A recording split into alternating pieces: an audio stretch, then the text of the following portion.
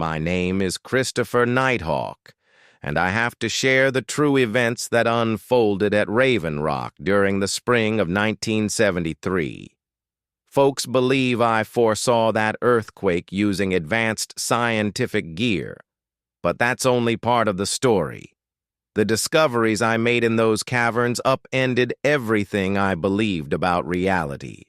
By that point, I'd served as a park ranger for 12 years in the Monongah National Forest of West Virginia. My focus was on geological assessments and ensuring cave safety. Essentially, I explored dim subterranean tunnels to confirm they wouldn't cave in on visitors.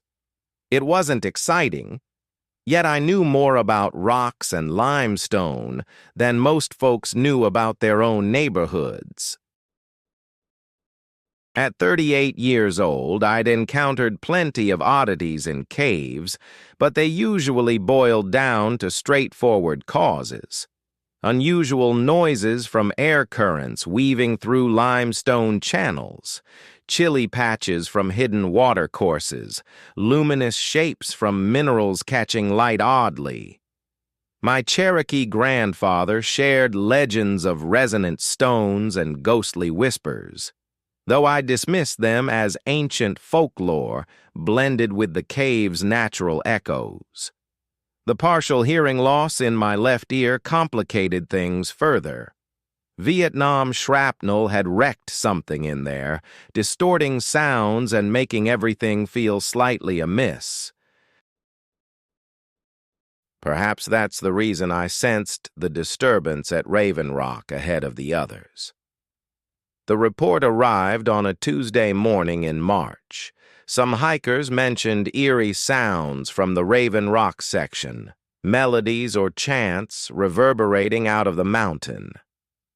Nearby Cherokee communities, who'd traversed those routes for centuries, had begun steering clear of the paths, which struck me as out of character.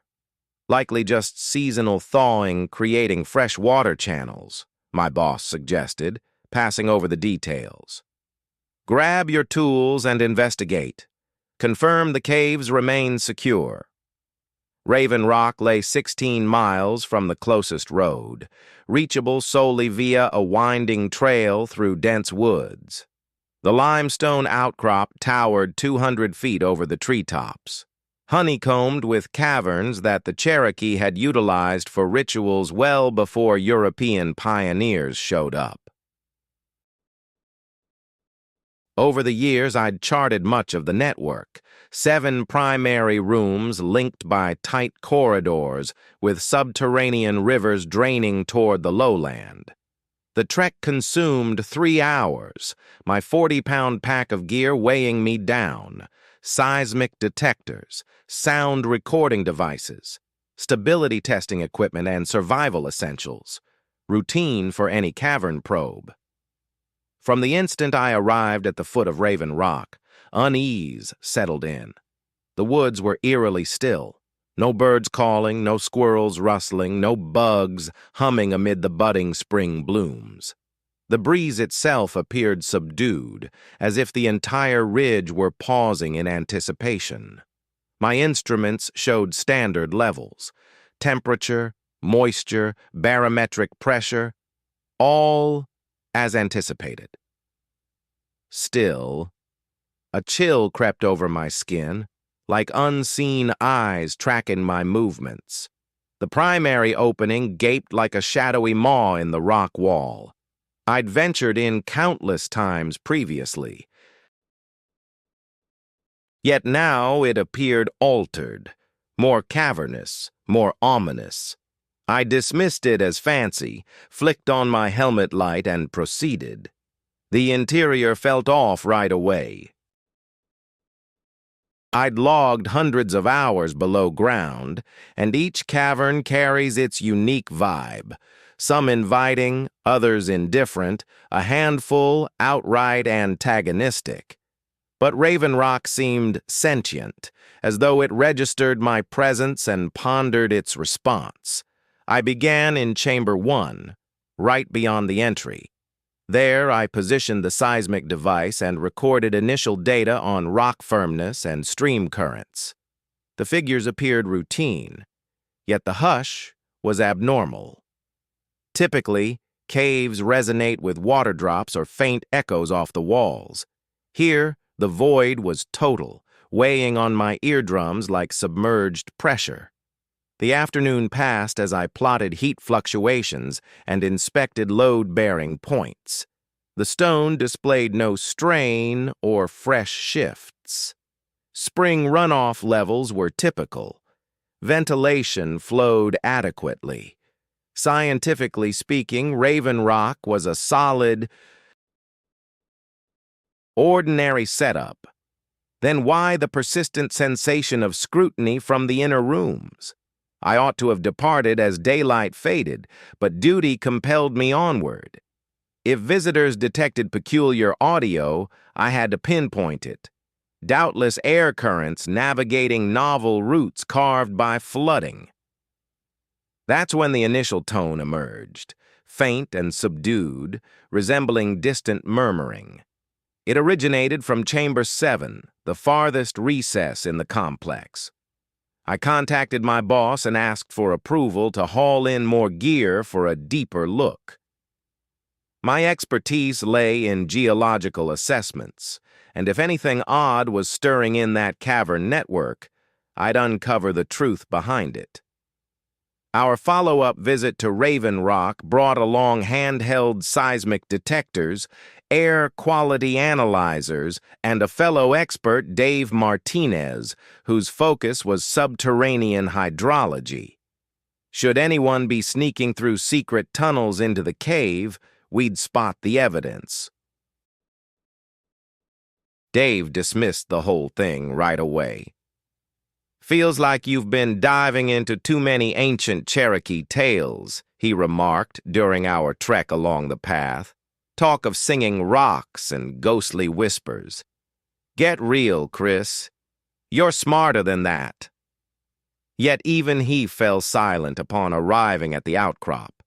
The woods remained eerily hushed, and the mouth of the cave breathed out a chill draft laced with a subtle melody, far off like faint echoes. "Did you catch that?" I wondered aloud. Dave cocked his head, straining to hear. "Just air whistling through the tunnels. Caves play tricks with sound all the time."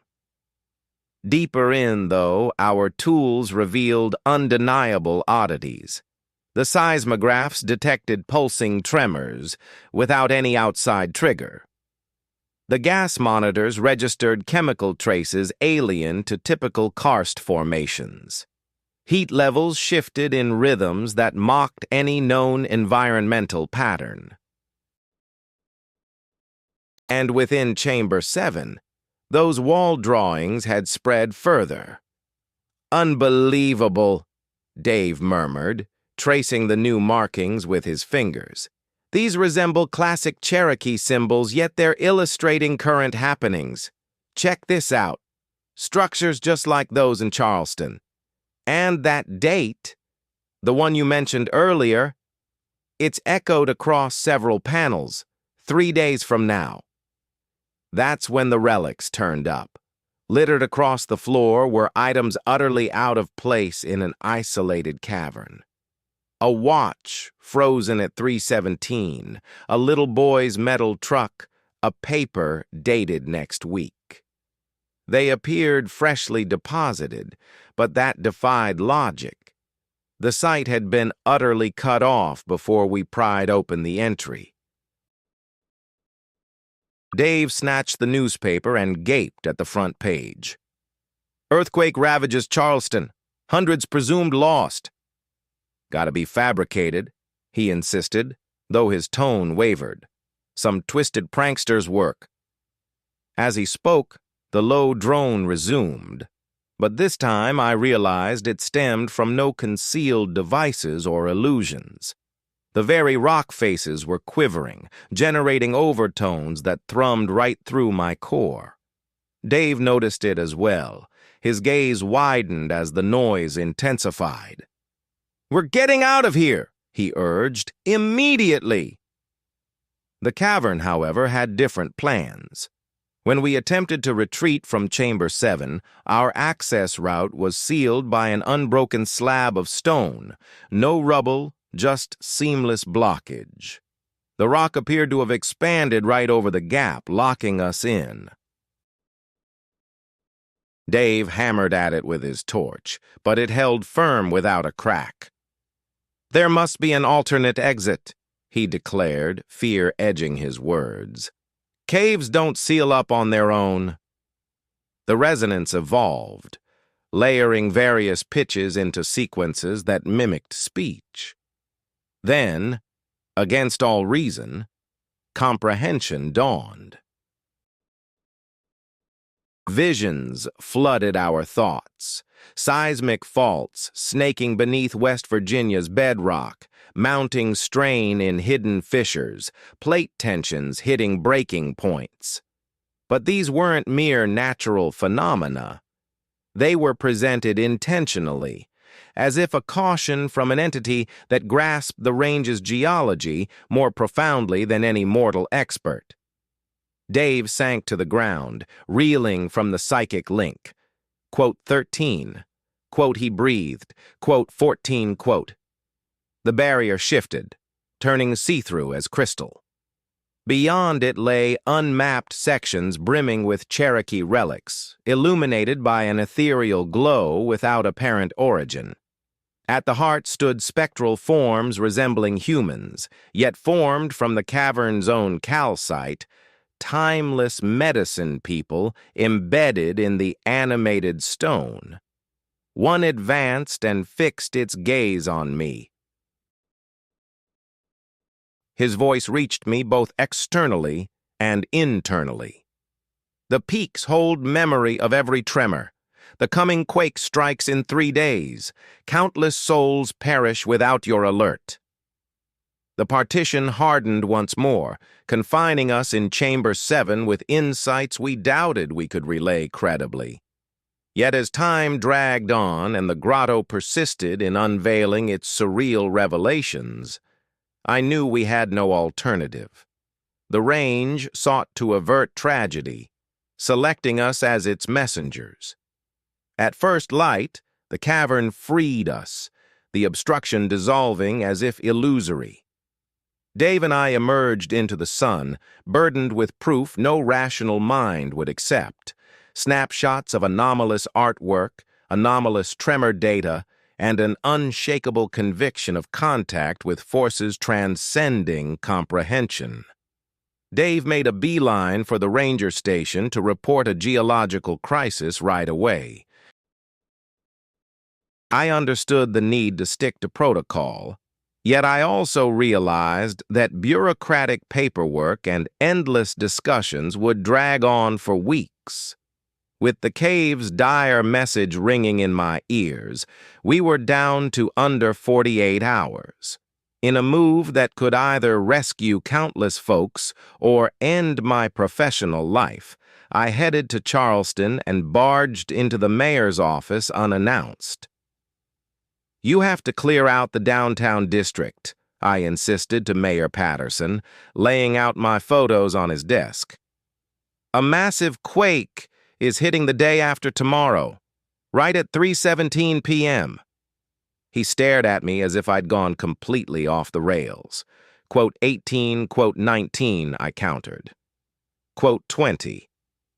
That was the blunder, bringing up the otherworldly aspects. The mayor's face shifted from doubt to outright worry about my stability. Guards showed me the door, warning me to stay away. Still, I refused to quit. The cave had revealed far too much. Images of crumbling structures, families buried under debris, rescuers sifting through wreckage. Believed or not, I had to keep pushing. The following day, I crisscrossed the area, hitting up police precincts, firehouses, medical centers, and schools. Most folks heard me out courteously before tucking my alerts into the worried civilian folder. A handful bothered to verify with state geologists, who assured them no quakes were on the horizon. By nightfall, I was bone-tired and questioning my grip on reality. Perhaps the cave had triggered some mental snap in me. Maybe the solitude and eerie echoes had sparked full-blown illusions. That's when Joseph Raven Feather appeared. The elderly Cherokee was leaning against my truck outside the final fire station. We'd never crossed paths, but his lined features and calm gaze drew me in, compelling me to hear him out.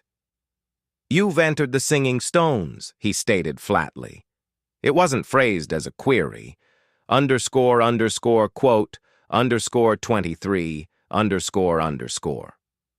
My grandfather served as the final shaman to glean visions from Raven Rock. He shared that when peril peaked, the stones would select a bearer for their alert, a person bridging the white man's realm and the Cherokee ways. I gaped at him. "You actually believe what I saw?" "The stones never deceive, Christopher Nighthawk.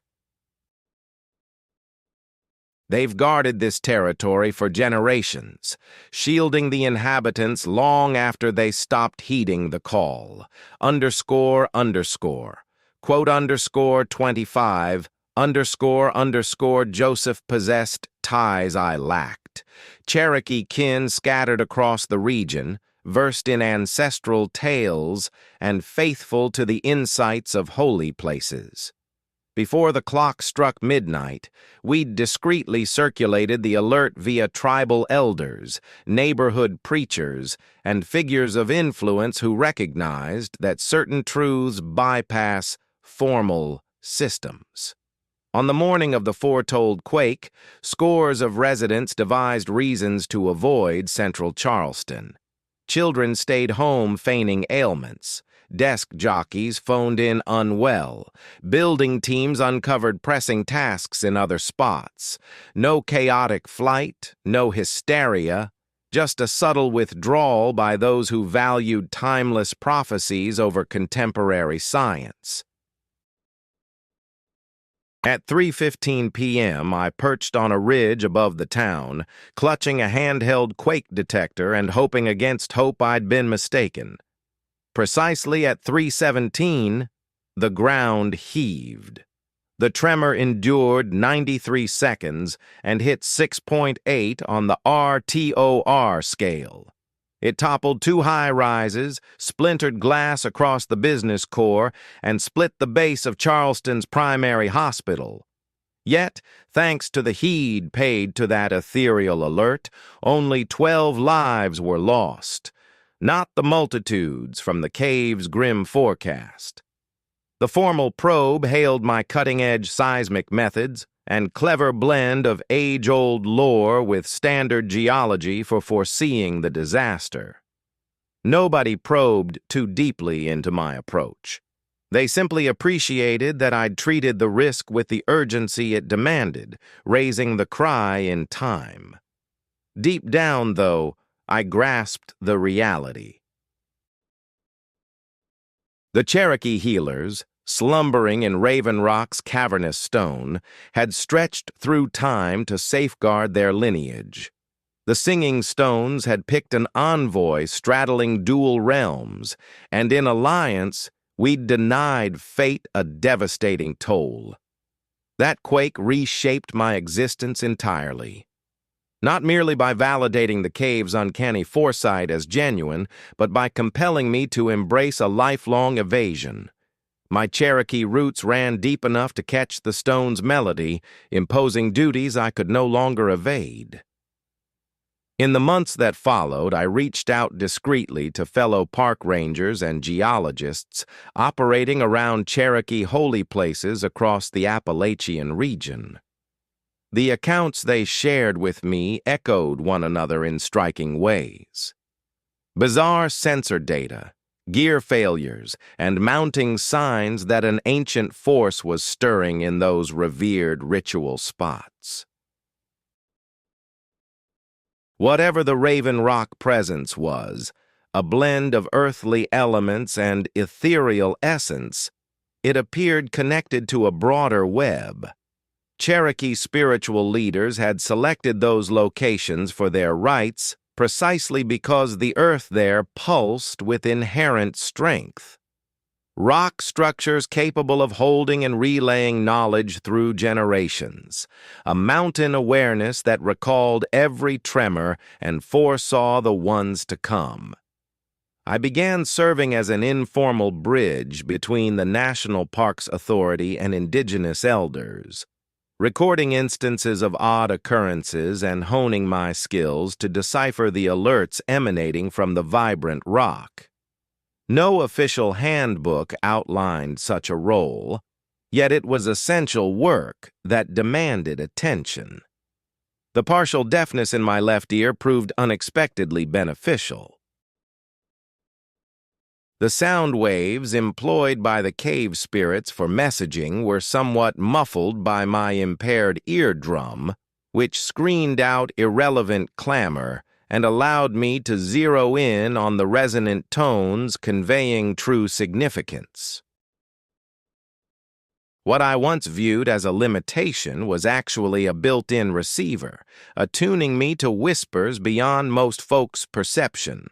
6 months post-Raven Rock, I foresaw a landslide in North Carolina by heeding alerts from a Cherokee ritual cavern. 8 months on, I coordinated the clearing of a Tennessee campsite ahead of a sudden deluge that could have claimed scores of family lives. In each case, the formal documentation attributed the successes to my geological know-how and creative mapping methods. The tales of resonant rocks or spirits embedded in enduring stone remain unspoken. That wisdom circulates solely among the Cherokee circles and a tight-knit group of rangers attuned to echoes predating recorded annals. Yet the rocks continue their melody in Raven Rock and hallowed spots across the ridges. They're poised for those who retain the art of listening, safeguarding the terrain and its wanderers. At times, they signal impending calamities from nature. At others, they impart insights on medicinal flora or forgotten clan lore. And occasionally, they simply melody in delight at recognition from one who grasps their timeless role. I remain employed by the Park Service, though my true duty lies in upholding those enduring pacts. Cherokee healers vowed eternal guardianship of this territory, and not even mortality severed their oath. The very least I owe is ensuring their cautions arrive at those who must heed them. Should you venture on trails through the highlands of West Virginia, North Carolina, or Tennessee, and encounter a spot where the quiet hangs heavier than expected, where the stones vibrate with a steady, enduring vitality, pause and tune in.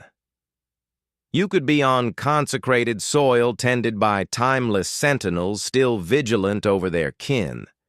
The rocks hold every memory, and they persist in urging us to reclaim ours as well. My name is Robert Steele River, though folks around here know me as Bobby. I've put in 14 years with the Forest Service, figuring I'd witnessed all the surprises these hills could muster. How mistaken I was. It was April 1977 when they assigned me to Daniel Boone National Forest in Kentucky. The higher-ups wanted a look at an abandoned strip mine site close to Cumberland Gap. The EPA was pushing to assess if we could restore the damage from those old coal operations. Having been raised in mining territory and understanding the industry deeper than your average ranger, the task fell to me. I recall navigating that slick dirt path for the initial visit, with rain pounding my windshield like furious blows. The landscape resembled a colossal scar where some behemoth had gouged the slope. Vast ledges carved into the stone, dark pools collecting at the base, and not a trace of vegetation breaking the desolation. It churned my gut. My father toiled in coal pits his entire life, just as his own father had before him. At 18, he assumed I'd carry on the lineage and descend into the depths. But I'd witnessed the toll those shafts exacted on souls, the silicosis, the collapses, the premature aging from years shrouded in shadow.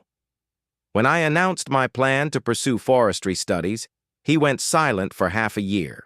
Now, at 41, I found myself amid the wreckage of the very legacy my kin had endured and perished for.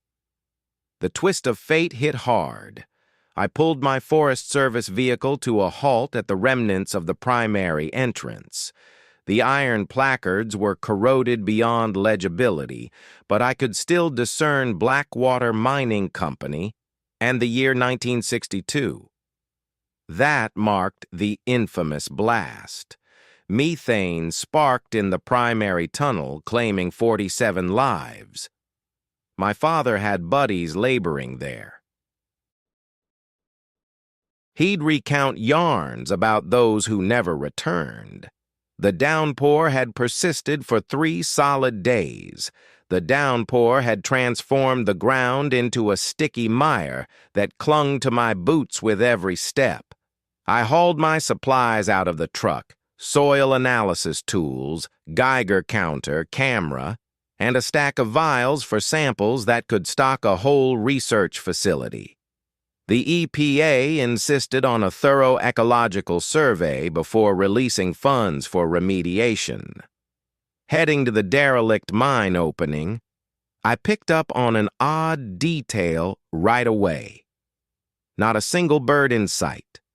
Over all my time traipsing through these woods, I'd never encountered such utter stillness. Even during the coldest months, there'd be some noise, a raven's call, a tap from a peckerwood, branches rustling. But here, all I heard was my breath and the slurp of sludge beneath my feet. The portal to the mine was half caved in, with iron supports warped like shattered limbs. Faded caution placards dangled haphazardly, urging folks to keep their distance. Around these parts, people steered clear without needing reminders. They had personal motives for shunning the site. Naturally, I'd caught wind of the tales. Natives spoke of shadowy forms, lurking by rusted machinery. Others swore they heard whispers echoing from the shafts on still evenings. My father always dismissed it as the fanciful yarns of spooked workers, inventing hauntings to make sense of the tangible perils below. Underscore, quote underscore, 26, underscore. He'd say, "There ain't ghosts in those tunnels, just remorseful thoughts and foul fumes messing with weary minds." I trusted his words back then. Even now, perched on the brink of this toxic ruin, I clung to that conviction. That initial day, I snapped shots and gathered dirt specimens. Each analysis yielded identical results. The earth was riddled with toxic metals and corrosive drainage, barren for any vegetation. The streams were even grimmer, dark like ink and biting with acidity sharper than lemon juice. This mess demanded far more than a basic restoration effort. As dusk fell and I pitched my shelter, the hush pressed down harder. I fiddled with the radio to report to base, but only crackles came through. Mobile phones were rare in those days, and besides, no signal reached this remote spot. I was isolated until my next trip into civilization. During that inaugural evening, a sharp metallic ring jolted me awake. Steady, as if a smith were pounding iron. My clock read 2 a.m. Snatching the torch, I ventured out, but the noise cut off the instant the tent flap parted. Likely just the metal contracting, I muttered. Heating by day, cooling by night, pure physics, no eerie forces at play. Yet in that blackness, as the void enveloped me, a chill crept in like childhood fears of unseen eyes. I retreated to bed, chalking it up to jitters. Unfamiliar terrain, tragic backstory, a lifetime steeped in spectral folklore. By daylight it'd seem comical. Come sunrise, my tools were meticulously circled around the campsite. I gawked at the setup for a solid minute, my mind struggling to register it. The specimen jars, acidity gauges, and that hefty Geiger unit, all positioned in a tidy ring roughly 10 feet out. I knew I'd dumped them haphazardly near my workstation the prior night. Critters must have done it, I voiced aloud, craving the echo of my tone. But which creature hauls a 30-pound detector without a trace? I scrutinized the damp earth. The storm had eased by midnight, leaving it ideal for imprints. My evening footprints stood out, yet no claws, no scuffs. Zero clues to the relocation. I shoved the puzzle aside to launch Day 2's assessments, though whenever I placed an item and looked elsewhere, I'd whip around to confirm it remained. Near midday, while drawing liquid from a submerged shaft, the Geiger erupted in frantic ticks. Oddity in an abandoned coal site. No radiation anticipated. Tracing the spike, the gauge spiked wildly as I neared a crumbled passage. The rate accelerated to a relentless hum, then halted abruptly. Dead quiet. I prodded the device, suspecting a fault. Stepping back, it resumed its baseline function. I noted the location and returned post-lunch with new power cells and a spare unit. Identical glitch. Erratic spikes at the entry, then zilch. Never had gear acted so erratically. Later that day, I scaled an elevated ridge for aerial views of the operation. The lens revealed the expanse, central excavation, storage lot, tumbled structures. But once the negatives were processed, anomalies appeared that my eyes had missed. Ebon silhouettes by the ingress. Silhouettes mimicking human forms clustered together. I angled the prints toward the glow, suspecting a lab mishap, but the figures stood sharp and undeniable. Around 5 or 6 silhouettes donned what appeared to be safety helmets. My fingers trembled as I set the images aside. I'd snapped countless shots right there before, and I was positive, no doubt about it, that the area had been deserted. Later that day, I headed to the closest settlement for provisions and a few calls. At the local shop, the veteran attendant, Pete, inquired about my work at Blackwater. Conducting an ecological survey, I explained, checking if the EPA could restore it. Pete's expression soured. That site's no good for fixing up. Certain matters ought to stay underground. What exactly do you mean? He glanced about the shop as if scanning for listeners. My kin labored there back in '62. He skipped work the day of the blast. The sole reason he survived. Those 47 souls who perished. The firm was aware the pit was hazardous. Had known for weeks. How can you be so sure? The survivors spoke up. Management attempted to silence them, dangling job losses, yet the truth spread. Blackwater recognized the gas accumulation and dispatched those workers regardless.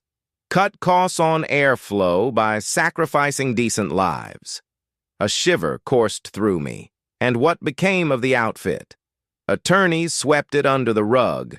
issued minor penalties, shut down operations, vanished. The relatives received no redress. That's the reason the unrest lingers. You can't seriously think. Pete cut in. I'm not sure what you hold true, but that location has felt off since the start, off in unnatural ways. On the drive to my site that evening, Pete's remarks lingered in my thoughts. As I pulled up to the barrier, my beams scanned the gear area, and briefly, I could have sworn figures shifted amid the corroded devices. Yet on a second glance, emptiness. I was starting a blaze when the noise reached me. Chatter from laborers, murmurs wafting from the shaft's mouth. Distant enough to blur the dialogue, yet near sufficient to confirm it as folks conversing. Several tones blending, reminiscent of crew members chatting about their shift. I snatched my torch and approached the origin. Nearing it, the talk sharpened. One voice noted, "Gas readings are excessive." Another countered, "Boss insists we descend regardless." My veins froze. Such exchanges belonged to 1962, not 1977. I dashed forward, but the instant my light flicked on, silence fell. I scanned the beam over the portal, the tool zone, all possible sources. Vacancy, only me amid the utter quiet. Turning to return to camp, there they stood. 5 forms blocking my path to the vehicle. Opaque outlines against the inky night, topped with minor caps, whose beams flickered like faint constellations. I squeezed my eyes shut, convinced it was illusion. Peering once more, they'd vanished. Sleep evaded me that night. In fleeting dozes, echoes of hammers striking rock or unfamiliar summons jolted me. Resigned at last, I stepped from the shelter, spotting a detail that prickled my flesh. My gear formed a flawless ring once more. Though now, at its heart lay an item. A weathered miner's headgear, rusted and battered, marked with a numeral on the brow. 47. I ought to have departed immediately. Loaded the rig and returned to base with my findings. Yet force held me. Perhaps resolve. Perhaps echoes of my father branding miners faint-hearted for ghost lore. I refused to flee mere oddities and my mind's tricks. On the third dawn, I targeted the blocked shaft opening. Should radiation truly lurk within, the EPA required details.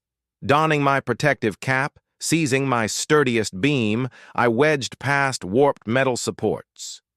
The interior atmosphere hung heavy and frigid, laced with an iron tang evoking copper.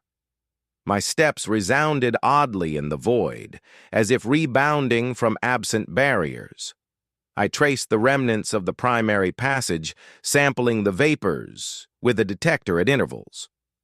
Roughly 50 yards along, I encountered it. Tools arrayed in tidy lines, like preparations for an impending crew. Crowbars, spades, caps, meal tins, all blanketed in 15 years' grit, yet aligned with disciplined exactness. No cave-in or detonation preserves such neatness. Yet that paled against the oddity.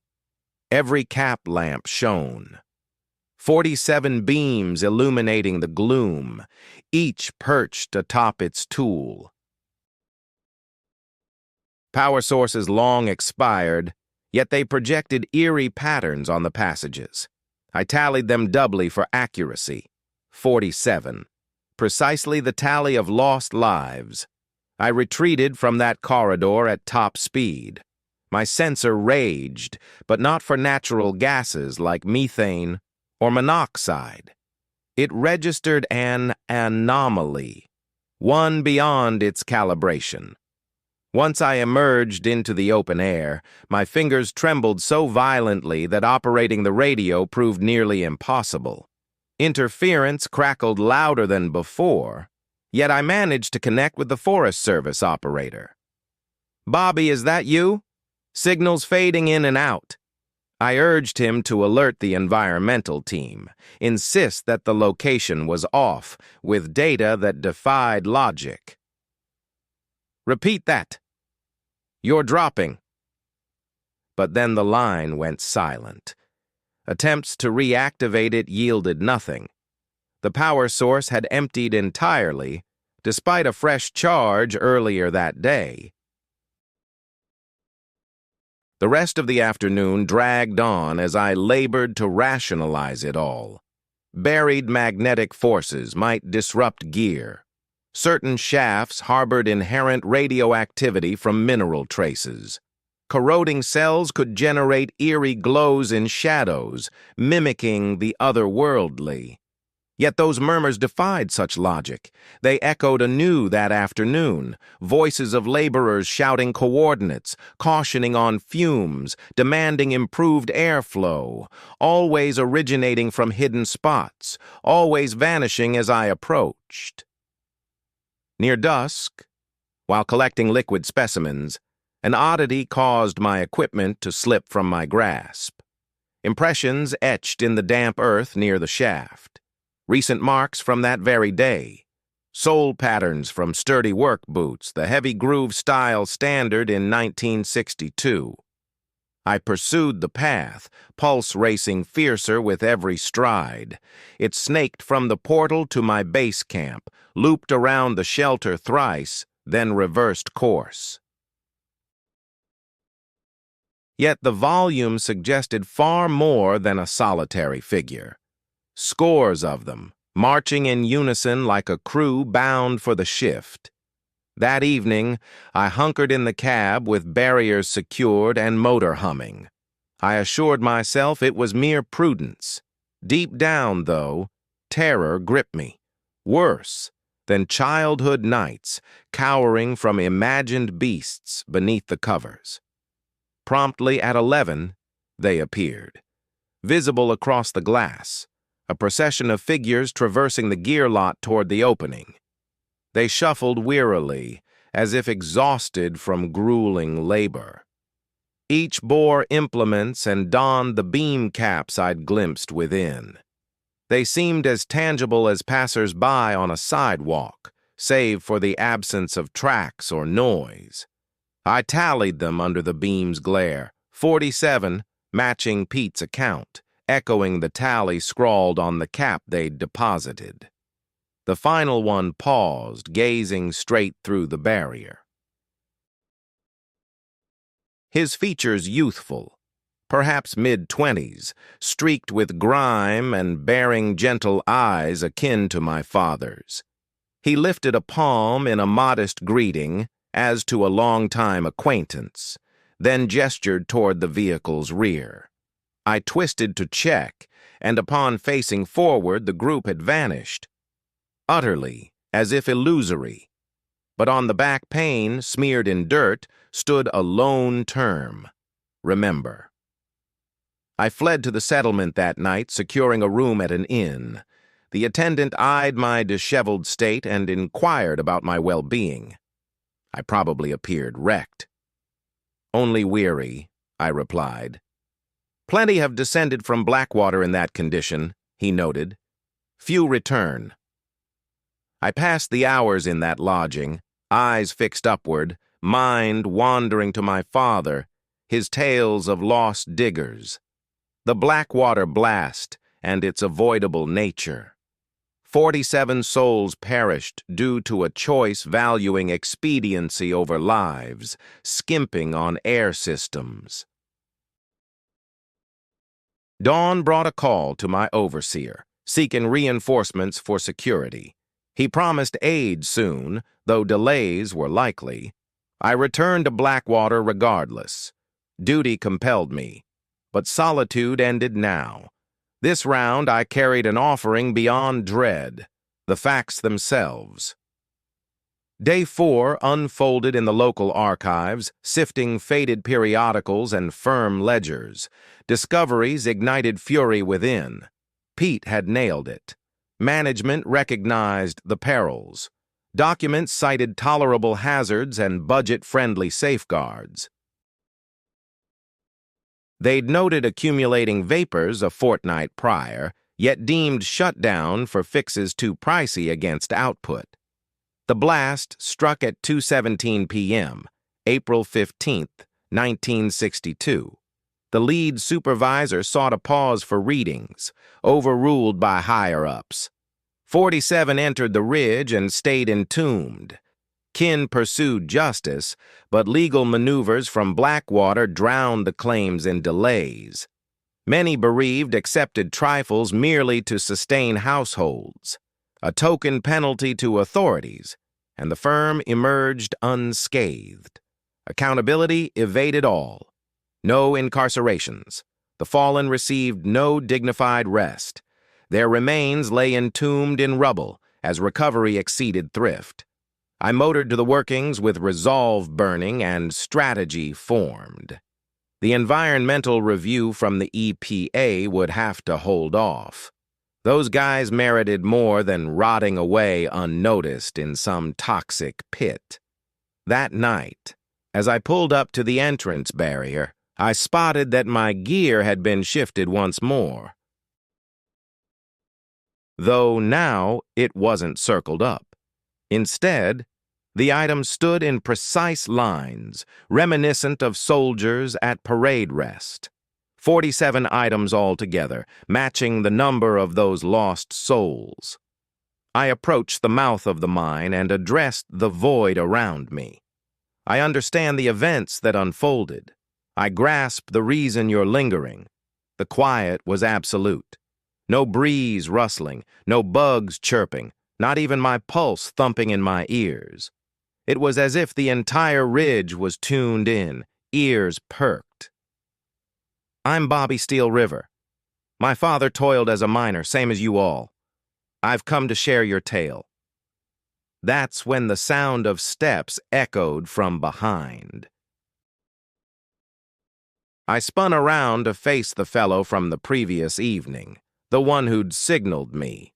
In the dimming light of dusk, he appeared as real as any living person, save for his ghostly pallor like fresh snow and eyes that plunged into endless voids.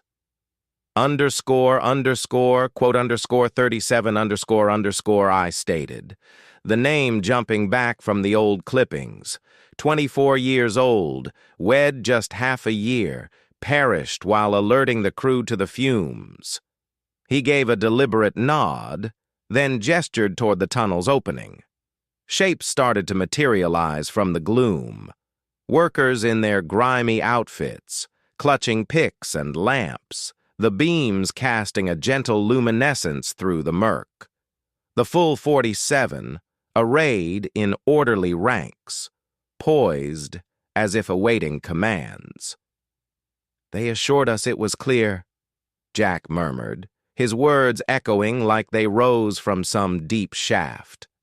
The boss had his suspicions, yet the higher-ups forced his hand to dispatch us below.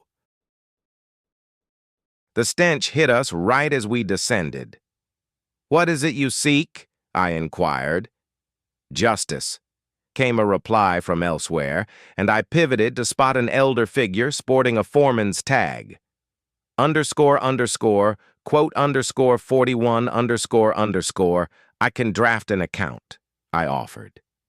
Incorporate the true account into my EPA evaluation, though as a lone park warden, I'm unsure if it'll reach the right ears. The foreman, Tom Bradley, I recalled from the images, wagged his head. The outfit's gearing up for a return. Fresh management, identical deceptions. They're aiming to restart operations here, endangering more lives. My spirits dropped. How could you tell? We catch whispers, glimpse shadows. Darkness reverberates through the soil, Bobby. We've been warding them off as best we can, but our hold is slipping. With each passing year, memory fades for the living. With each season, manifesting grows tougher. Jack edged nearer, his youthful features contorting in sorrow.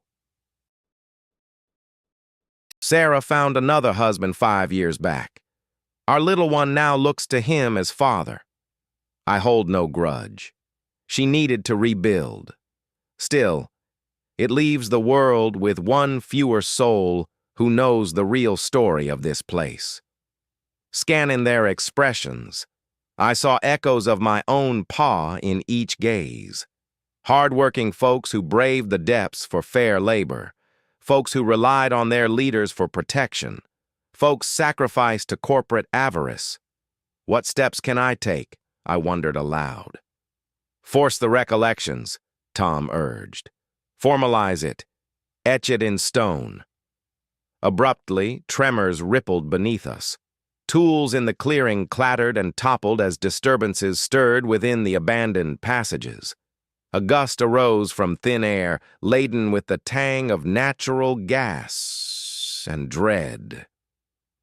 "They're arriving!" Jack warned, his tone sharp. "That new firm! They're pulling up now!" Distant rumbles of motors grew louder along the winding trail. Beams from vehicles cut through the woods as a line of rigs neared the barrier. Despite the deepening night, the emblems on their flanks gleamed, corporate insignias plain as day. "They can't resume digging yet," I protested. "The EPA's clearance is pending. For a preliminary inspection?" "They bypass that," Tom answered dourly. "And with boots on the ground, they'll twist the bureaucracy to suit their needs. Same as last time." The apparitions encircling me grew sheer, translucent against the advancing lights. It dawned on me they were expending their final reserves to appear, to alert me, to beg one more time for reckoning. Jack breathed, his form dissolving. The business vehicle halted at the fence, disgorging workers in helmets alongside sharply dressed officials. I knew their breed, suits who'd never known the dark of a shaft, but called the shots for those who did. A lanky fellow with gray locks strode to my vehicle. "Federal Forestry?" he queried. "Robert Steele River on the Eco-Evaluation Squad." "Listen, Robert, you'll need to vacate. We're cleared for a terrain check tonight." "Cleared by whom?" He passed over a hefty sheaf of files. "State Oversight Board. Everything above board and legit. Heavy machinery rolls in at dawn." I flipped through the stack under my truck's glow. It seemed legit on the surface, but unease gnawed at me. An excess of approvals. A flurry of seals. Forms that ought to drag on for months, rushed through in mere days. "This area's hazardous," I countered. "The EPA demands a full eco-audit prior to fresh operations. That's a Washington issue." "This was a state issue," he claimed. His grin was that slick salesman type, the one that screams you're getting played. "We'll make sure your superiors hear about it the right way," he added. I glanced back at the mine opening, but the apparitions had vanished. Those 47 souls who'd poured 15 years into stopping this very disaster had drained their last reserves to alert me. The burden now rested squarely on my shoulders. "No mining allowed here," I declared. "Who says?" "I do." The gray-haired guy chuckled. "Kid, you're nothing but an eco-freak clutching a form. We're a big-shot outfit with top attorneys. Think about who's coming out on top." That's when my own grin spread. Sure, I might be that eco-freak with the form, but I was raised by a coal miner who taught me to scrap nasty if pushed, and I possessed something stronger than any legal team: the facts. The EPA probe that ensued hit the headlines nationwide. Once I filed my dossier exposing the 1962 concealment, complete with pilfered corporate emails, it sparked a nationwide inquiry reaching the Capitol. The fresh operations approvals got yanked. Their so-called legit docs were phony, greased by payoffs and intimidation. 3 government insiders ended up behind bars. The firm's leaders drew indictments for deceit and graft. Yet the true triumph arrived half a year on, when authorities designated Blackwater as a sacred sanctuary. 47 markers rose at the portal, each etched with a fallen worker's name. Loved ones at last had a spot to mourn. I attended the unveiling rite.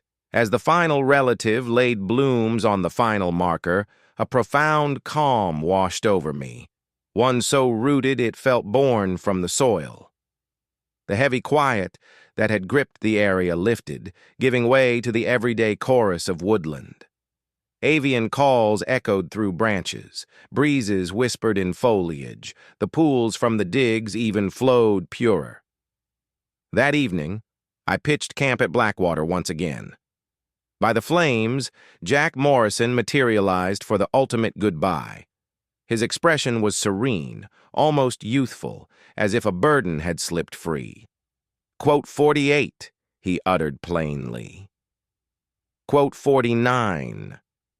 He began to dissolve, yet paused midway to deliver words that still send shivers down my spine.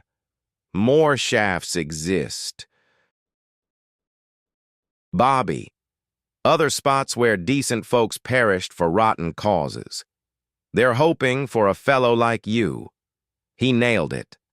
For the decade ahead, I devoted myself to probing mine mishaps across the mountains. Each spot mirrored the rest. Business greed buried under legal and political smokescreens. Kin denied closure, whispers from residents of odd happenings. Everywhere I dug, the pattern held.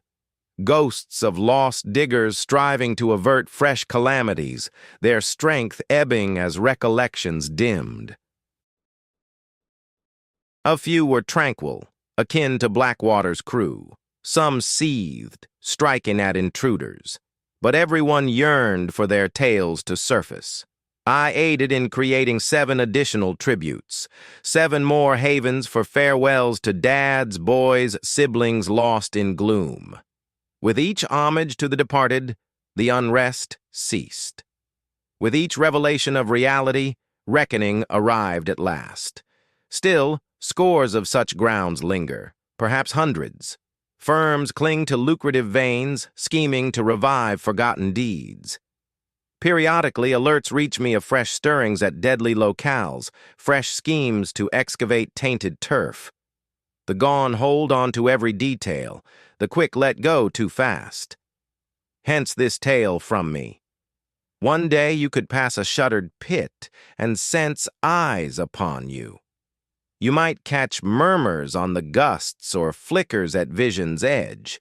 Tools might rearrange themselves unbidden, or vintage caps turn up in impossible spots. In those moments, stand firm. Heed it. Shun dismissals as fancy or fluke. Tune in, for the departed cling tight to memories and vital messages. They've lingered generations for an ear to catch them, trust them, aid their rest. They've awaited one like you.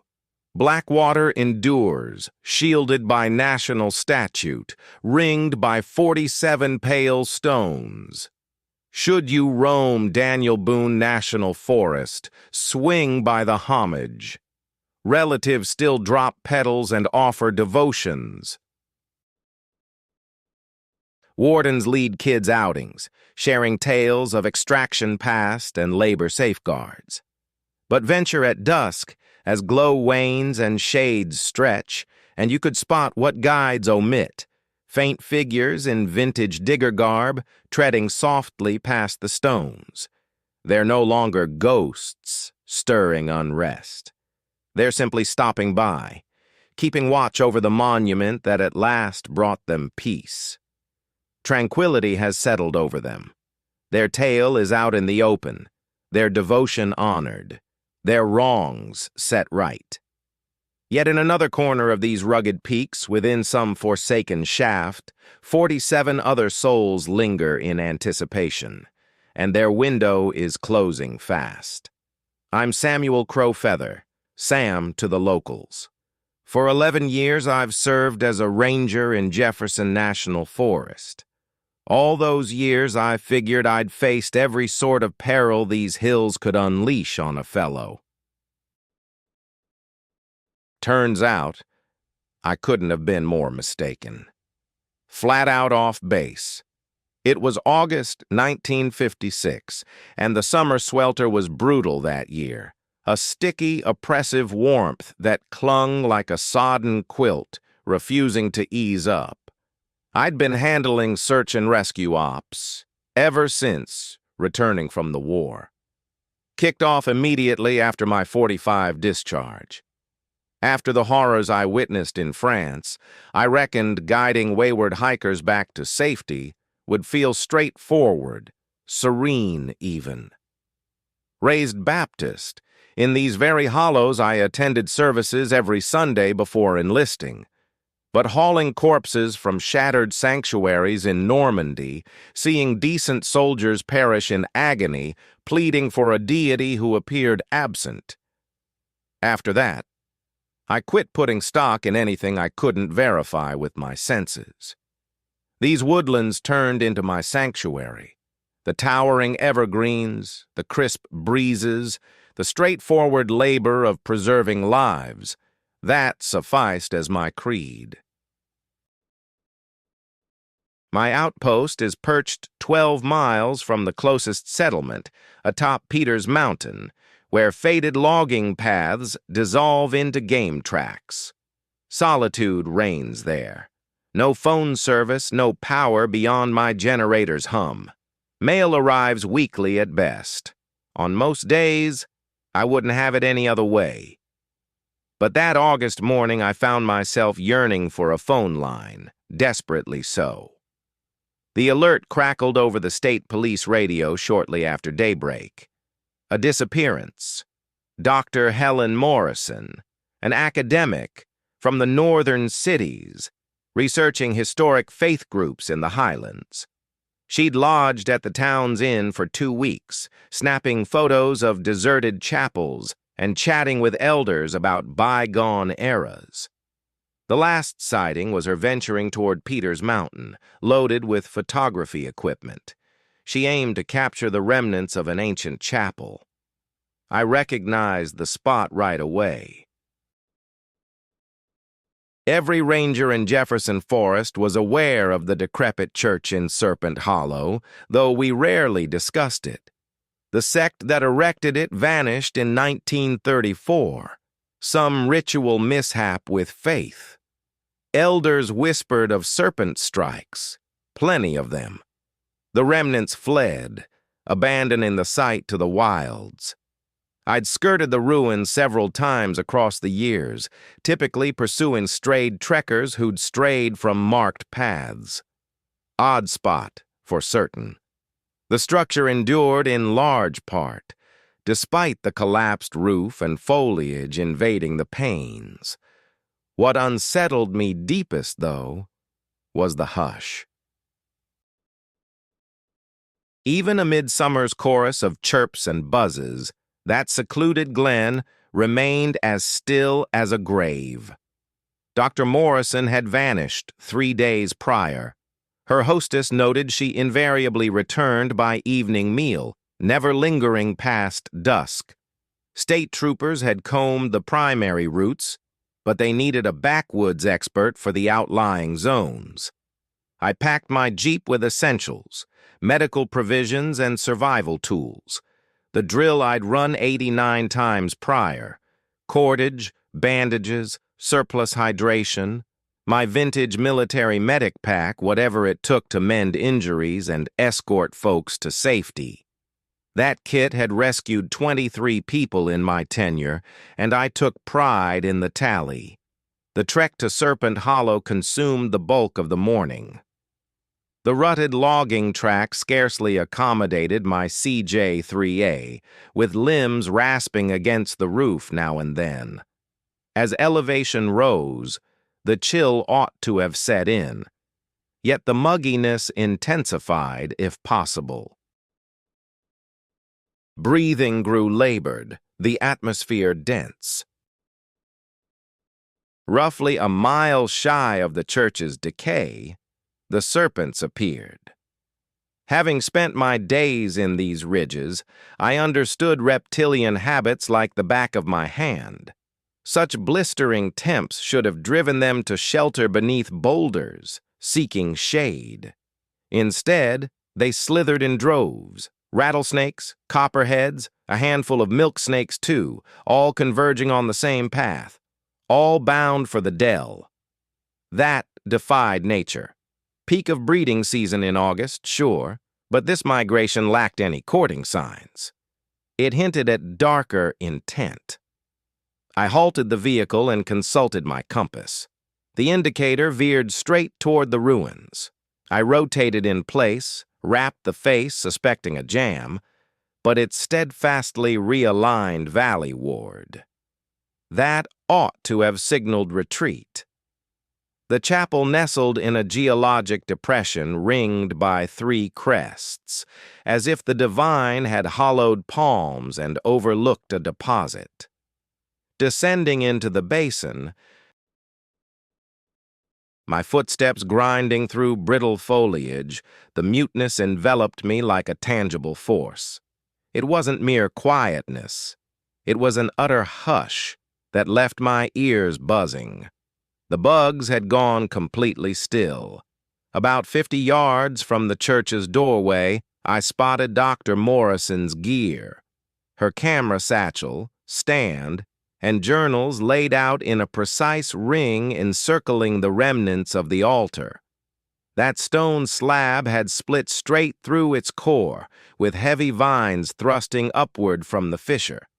Each item of equipment sat equidistant from the middle, as if measured with precision tools.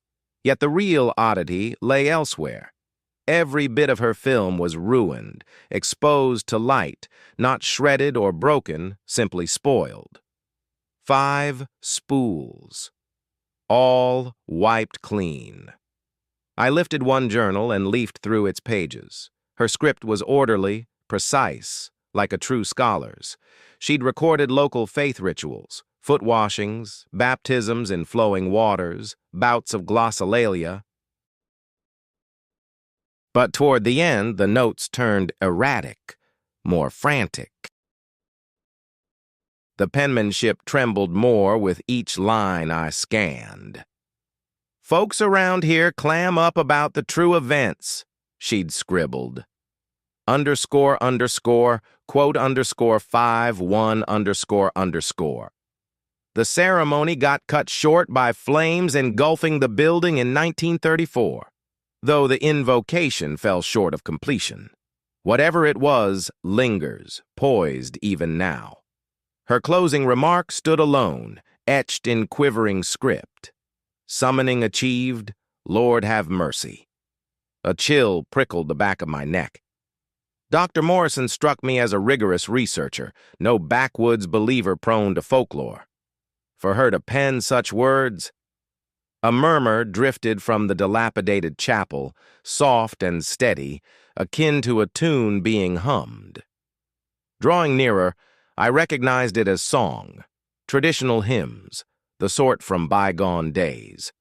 __, quote _52, __, voiced as if by a whole choir. The interior lay barren, strewn with splintered benches and guano from birds. Yet the melody persisted. I fumbled for my radio, suspecting some far-off broadcast leaking through. Only crackle responded.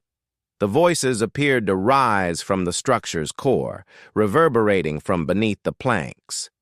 While I lingered, absorbing the eerie chorus, silhouettes stirred within the walls, figures of people rocking gently to the rhythm.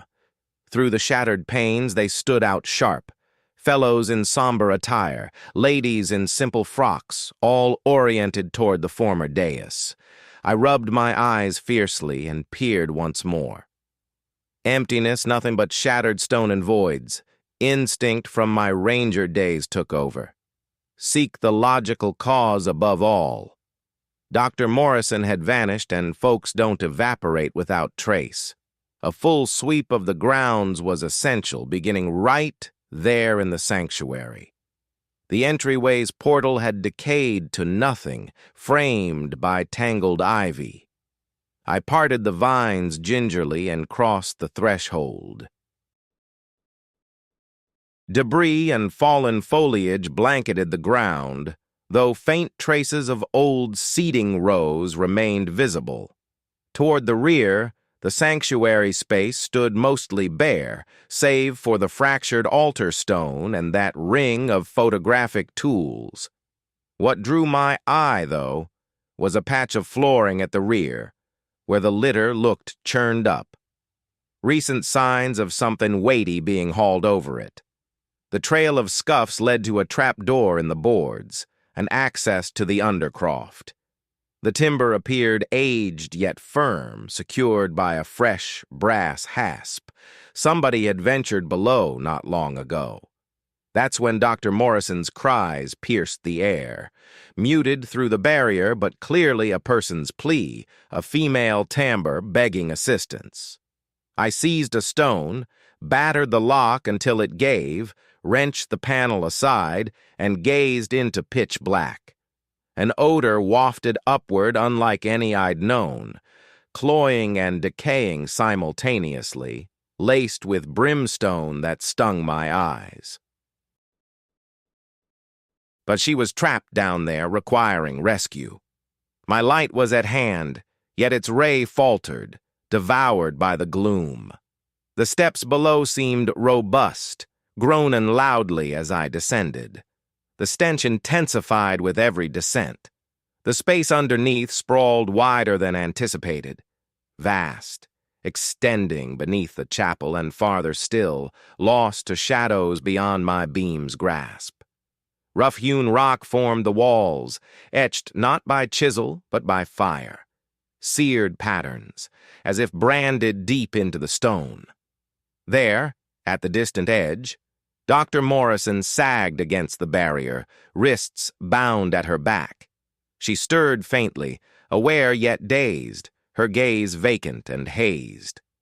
Nearing her, I noted the punctures on her limbs, tiny-like, from a fledgling viper.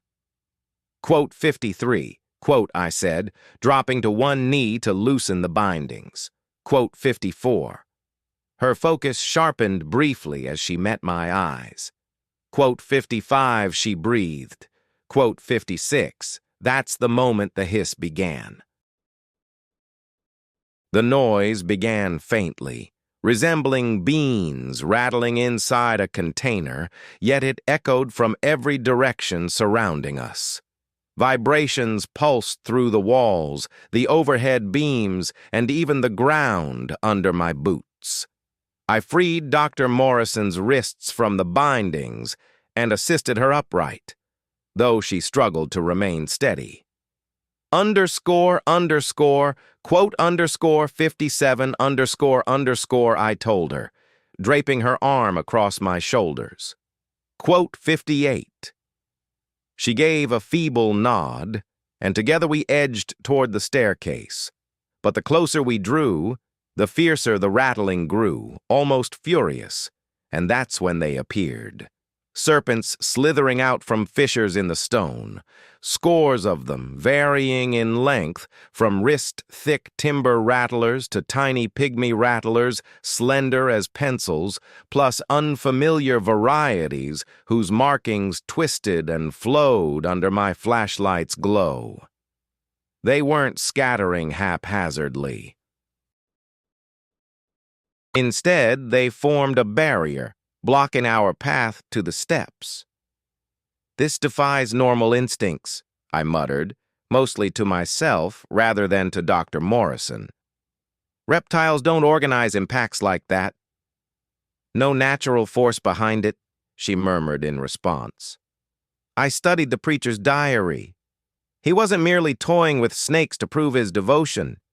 He aimed to call forth their overlord.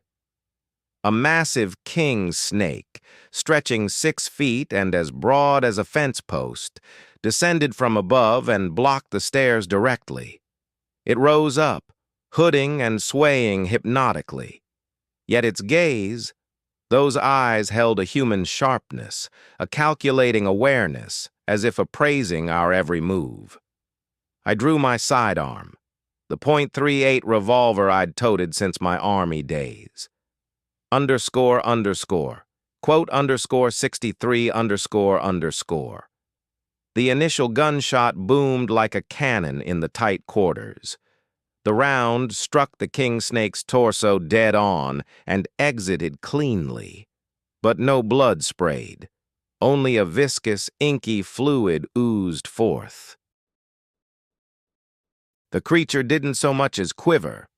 If anything, it appeared mockingly entertained. Now hordes more were swarming, spilling from every gap and nook. The din of their tails shook me to my core. Dr. Morrison sagged heavier against me, her breaths coming in ragged gasps. The punctures on her limbs had darkened to an ominous black. Quote 64, quote she gasped, quote 65, quote. Frantically, I scanned for an alternative exit, and there it was. In the cellar's farthest corner, where my light scarcely penetrated, a colossal form stirred, a serpent unlike any from this world. Easily 30 feet in length and girthy as a utility pole, it lay coiled amid the gloom. Its hide reflected the faint illumination in mesmerizing, eye-straining designs. Then it uttered words, not a hiss or reptilian rasp, but articulate English, delivered with the rhythmic fervor of a Sunday oration. "Enter my flock, brother," the timbre resounded against the rocks. "I've anticipated callers for ages." Dr. Morrison graciously finished the invocation. My last acolyte started prior to his regrettable end. Now I extend to you the boon I granted him. The behemoth unwound and advanced, its crown oscillating side to side. In the low glow, its stare became vivid. Human orbs, unmistakably the preacher's, embedded in a reptilian visage. Quote 68, it pressed on, privy to secrets it had no right to. Quote 69, nearby, the lesser serpents froze in place, observing intently, poised for my choice. Dr. Morrison dragged like dead weight. Consciousness fled her, her flesh ashen and chilled amid the swelter. The toxin coursed rapidly through her veins. Quote 70, I challenged the entity. Quote 71, it replied, its tone now omnipresent, swirling from all sides. Underscore, quote, underscore 72, underscore, quote, underscore 73, underscore. I glanced at Dr. Morrison. Ebony lines from her wounds snaked upward along her throat to her cheeks. Her pupils shifted, hardening into soulless, saurian slits. In that instant, I recalled the slim New Testament tucked in my kit, the volume my mother pressed into my hands before deployment. The relic that endured 2 years of combat. Even as doubt eroded my beliefs. Perhaps it stemmed from raw panic, or perhaps another force. I retrieved the worn tome and raised it high. The effect struck like lightning. The entire swarm in the basement shrank back, as if scorched by fire. The Leviathan's proclamation warped into a venomous snarl of fury. "You presume to wield that in my domain?" This stands as my domain, I countered, startled by the resolve in my tone. And your presence is barred. I recited from it, uncertain of the verse at first. Yet the lines flowed unbidden, passages etched in my youth, long presumed lost. The 23rd Psalm. The Lord is my shepherd, I shall not want. The lesser serpents twisted in apparent agony, a few retreating into their hiding spots. Yet the massive one, that twisted preacher abomination, only chuckled. Your belief is frail, young ranger. You've abandoned it years back. Those are mere echoes now. And it spoke true. I was merely parroting lines from habit, devoid of any real conviction. The reptiles surged forward once more. But then my gaze fell to Dr. Morrison, witnessing the ruin this entity had wrought upon her, and I recalled the countless lives I'd preserved through the decades.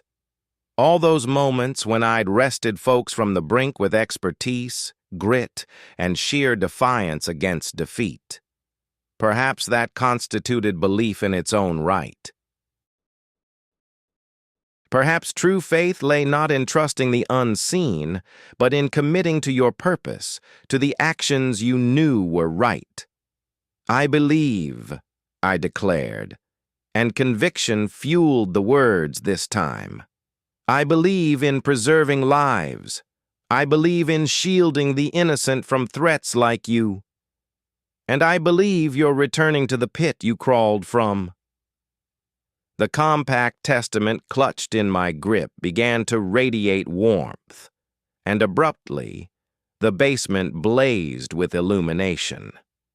The glow emanated from all directions and none, surpassing my torch's beam, yet gentler on the sight. It unveiled horrors in that space I'd overlooked earlier. Skeletal remains strewn in the shadows, stripped bare and chewed upon. Markings etched not only on the walls but overhead and underfoot, weaving designs that throbbed with a disorienting menace when stared at too long. And it revealed the entity's full enormity. The preacher snake loomed larger than imagined, nestled in voids that defied the church's foundations. Its hide didn't merely mirror the light, it devoured it, the beast throbbing with an inky void deeper than mere shadow. Quote 81 it rasped, doubt creeping into the tone. Quote 82. Quote 83. I replied, fully earnest now. The radiance stemmed from within me, from the book I held, from a dormant spark I'd assumed extinguished, but which had merely slumbered. Dr. Morrison shifted in my hold. The dark tendrils creeping along her throat began to recede. "Sam," she murmured. "Right here," I assured her. "We're escaping this." I headed for the staircase, bearing her, the luminescence trailing our steps. The minor snakes fled like mist at dawn's approach, but the colossal fiend persisted. Quote 87. Quote it bellowed, dislodging debris from above. Quote 88. Quote, the behemoth stirred, unraveling from the abyss, its skull swaying nearer. Quote 89 we attained the steps, and I ascended, her burden lightened as vigor returned to my limbs. Yet the monster pursued, its bulk grinding against rock in our wake. Quote 90 it taunted, quote 91. I halted at the summit, peering into the chasm's gloom. Briefly, its words tempted me, stirring thoughts of a simpler bargain, a pragmatic truce. Then memories flooded back of those I'd rescued, of the drive that forged me as a ranger. Not for dominance or acclaim, but to guard the vulnerable from the wild's merciless grasp. No bargain, I stated. Certain causes demand battle, win or lose. I forced the cellar hatch closed and heaved a splintered timber to bar it. It wouldn't restrain the beast indefinitely, but delay sufficed. I had alternatives. Dr. Morrison regained her footing, steadier by the moment. Her recording equipment lingered near the shrine, and her notebook's entries resurfaced in my mind about the botched initial rite. "The blaze," I uttered. In 1934, flames engulfed the chapel amid the ceremony. "That's what confined it below." She assented faintly. "The preacher sought to manifest it wholly here. The inferno shattered the barrier, stranding it in limbo. But discovering his ledger, reciting his incantations to finish the call, you've restored its path." The portal warped outward, assaulted by immense force from beneath. Time was running out fast. I dashed to my Jeep, snatching the emergency flares from the kit and the 5-gallon jerry can of gas I kept on hand. Fire had halted this creature once, so perhaps it could do so now. "Head to the Jeep," I instructed Dr. Morrison. "Get it started and prepare to peel out." The door burst open right as I finished dousing the altar with the last drops of fuel. Splintered wood and chunks of stone flew across the church's floor, while a thick stench of sulfur and rot billowed up from the cellar like a shroud. First came the preacher serpent's head, its human-like eyes glowing with fury. "You cannot end what has perished already. I transcend your petty notions of existence and oblivion." "Perhaps not," I replied, yanking the pin from a flare. "But flames? Those are another matter." I tossed the flare into the pooling gasoline and lunged toward the exit as the church ignited behind me in a roar. The wailing began the instant the blaze reached the altar. Not quite a serpent's rasp or a person's cry, but a hybrid wail that echoed from the ground beneath. I sprinted to the Jeep amid the growing inferno. Dr. Morrison was at the wheel, motor humming. We'd gone maybe 100 yards when the structure caved in completely. The roof beams, eroded by 2 decades of exposure, buckled under the intense blaze. They toppled like falling cards, sealing the fire within and smothering it. The cries ceased. Dr. Morrison steered us back to town without a word. During the drive, I kept glancing in the rear view at the rising plume of smoke, ensuring it wouldn't leap to the nearby woods. It stayed put. The blaze raged fiercely, swiftly, and thoroughly, devouring the entire hollow before fading away.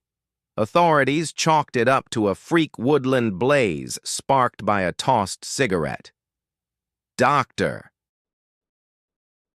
Morrison's vanishing act got pinned on disorientation from the heat, leading to delusions from exhaustion and thirst. The gashes on her arms, blamed on unusually bold snakes stirred up by the scorching spell. No one probed my account. No one cared to. She pulled through without a scratch in the end, but her project stayed unfinished. She returned to her academic life up north and steered clear of West Virginia forever. A letter arrived from her half a year on, expressing gratitude and noting her shift to safer topics of study. I stuck with the ranger job for 15 more years, hanging up my hat in 1971. In those years, I pulled 43 additional folks from peril, pushing my rescue tally to 66. Decent work for someone who'd shed his beliefs only to reclaim them in the bleakest spot imaginable. Still, Serpent Hollow was off limits after that. We all avoided it. The State Forest Service shuttered that park zone indefinitely, pointing to shaky ground and blaze risks. Warning signs went up, urging folks to keep their distance. Mostly, they heeded the advice. Now and then, reports trickled in about odd snake behavior around there. Invariably, during summer church revivals when spiritual zeal peaked in the nearby towns, trail users spotting serpents in improbable spots, slithering unnaturally. Occasionally, someone vanished close to the old site, but they always resurfaced, memory wiped of the interim. I settled into a cabin across the ridge, near enough to lend a hand if called, distant enough for sound sleep. Yet even 2 decades on, that slim New Testament sits by my bed. And when thunderheads mass over Peter's Mountain, when the atmosphere turns dense and oppressive like that sweltering August of 1956, I offer up a couple of prayers. Certain portals, once ajar, never seal shut entirely. They merely bide their time for the next fool to come rapping. The Serpent Hollow Church has vanished, reduced to cinders and swallowed by fresh growth. But on quiet evenings under a new moon, locals claim they hear hymns drifting from that way, the classic gospel tunes. Shall we gather at the river? I brush it off as breezes rustling branches, the fancy of an aging mind. Deep down, though, I know the truth. Certain entities fade hard, and some locales cling to their shadows well after the glow expires. If you're trekking through Jefferson National Forest, heed the paths, shun derelict chapels or lost hamlets, and should melodies rise from deserted structures, pivot and head back. Take my word. Certain thresholds ought to remain shut. Certain horrors ought to stay interred. Yet they don't always oblige. My name is Mary Catherine Ironwood, though folks knew me as Cat. I served as a ranger in George Washington National Forest for 9 years. And I've got to share what went down in 1971. An incident that ended my days working with kids for good. Back then, I was 32, among the pioneering women rangers in Virginia. I battled fiercely to land that position, constantly having to demonstrate my capabilities time and again. It wasn't until I'd guided over 200 school outings across the backcountry without so much as one mishap that my fellow rangers truly welcomed me.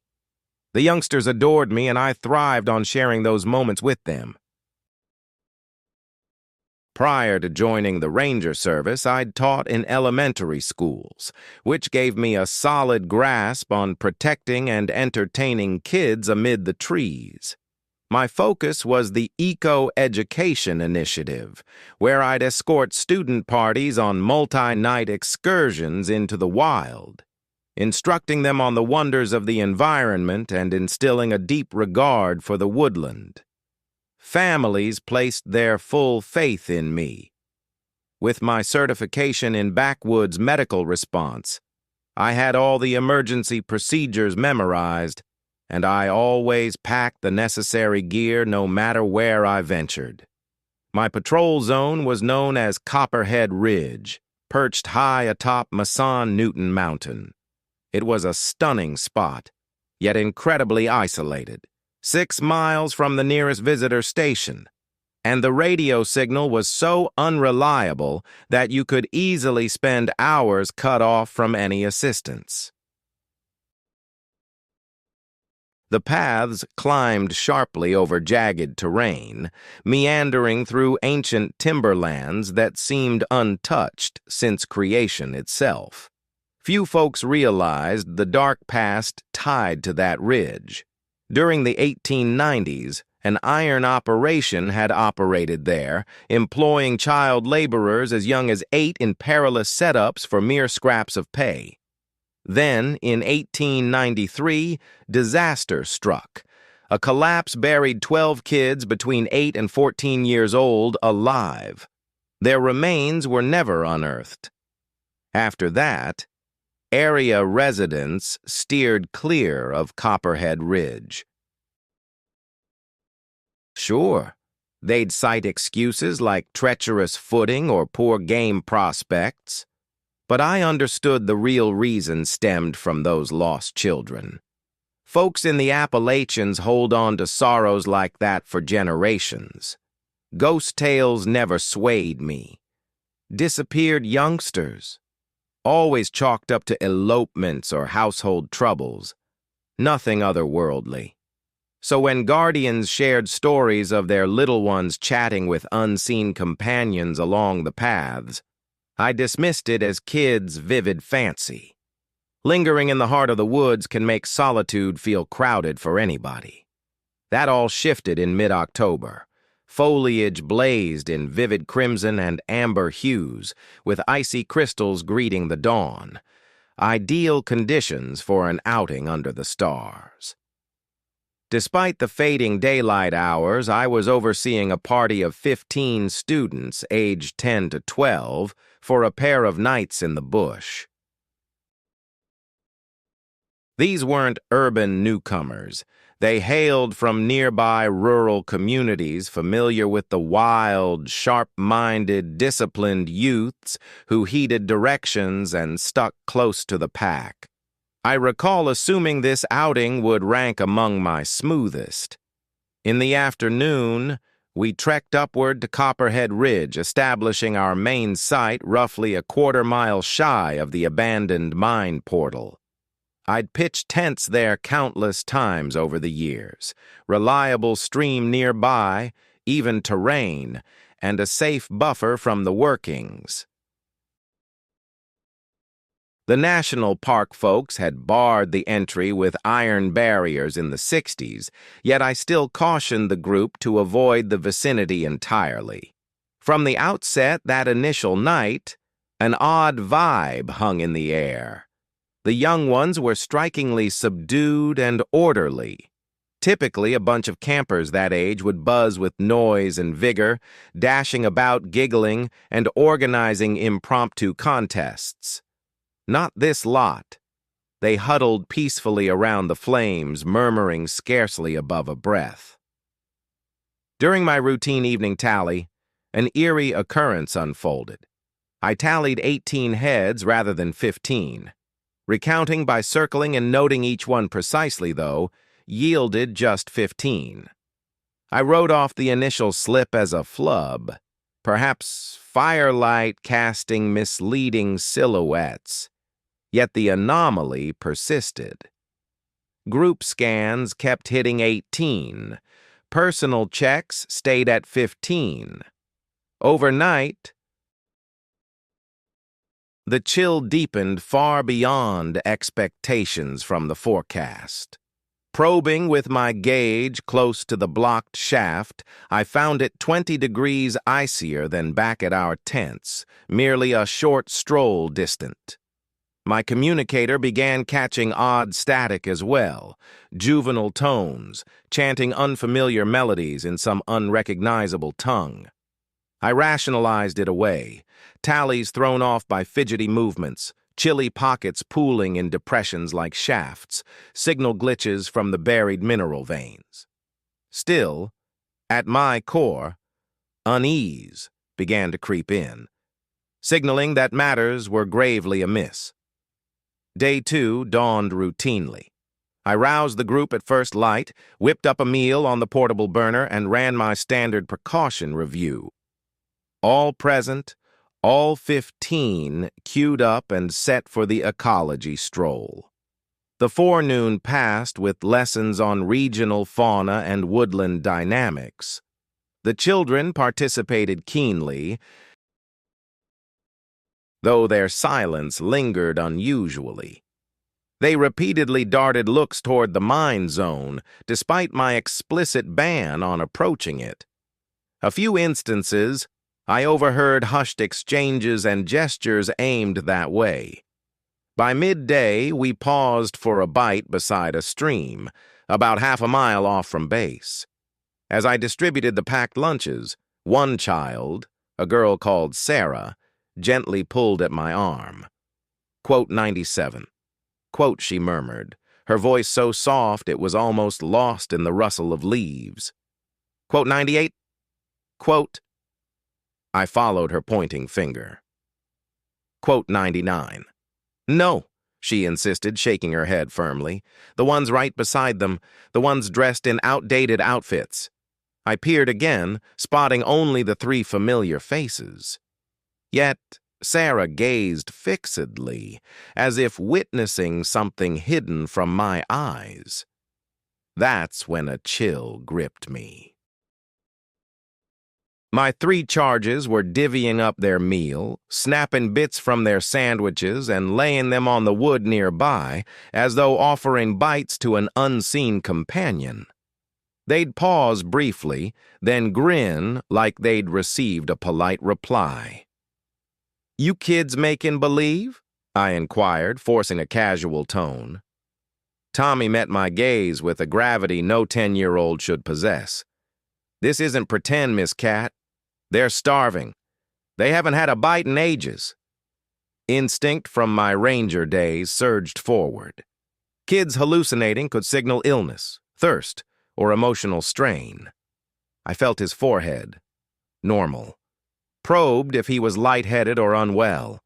Negative. He appeared fit and sharp, yet persisted in portioning out his lunch with deliberate care onto the log. As the afternoon trek unfolded, more of the young ones began mentioning these phantom playmates.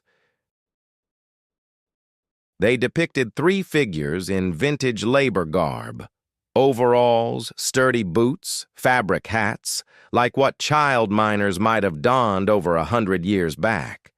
I contacted the ranger outpost via radio, receiving only crackles laced with faint, childish chants. The tones rang distinct, nearly decipherable, though in an unfamiliar regional accent. Come evening meal, nearly everyone in the group was engaging these ghostly peers. They'd portion aside their rations, chat with thin air, and join in activities that implied invisible partners, like lobbing a ball to no one, then dashing to retrieve it from an odd angle as it supposedly returned. What unnerved me most was their ease with it. This wasn't childish fantasy or role play. They behaved as if truly connecting with peers merely opaque to my sight. Post-supper, I ran another tally. The cluster always tallied 18, but naming each one yielded 15. Sleep evaded me that night. Outside the tents, I heard youthful giggles and romps, but my beam swept empty spaces toward the noises. The merriment carried a hollow ring, as if rising from below ground. Near 3 a.m., pattering steps circled my shelter, tiny ones, like little feet pacing the site. Snatching my light, I flung open the zipper. There stood Sarah, Tommy, and David in their sleepwear at the camp's fringe, eyes locked on the mine's mouth. "Hey!" I barked, tumbling from my bag.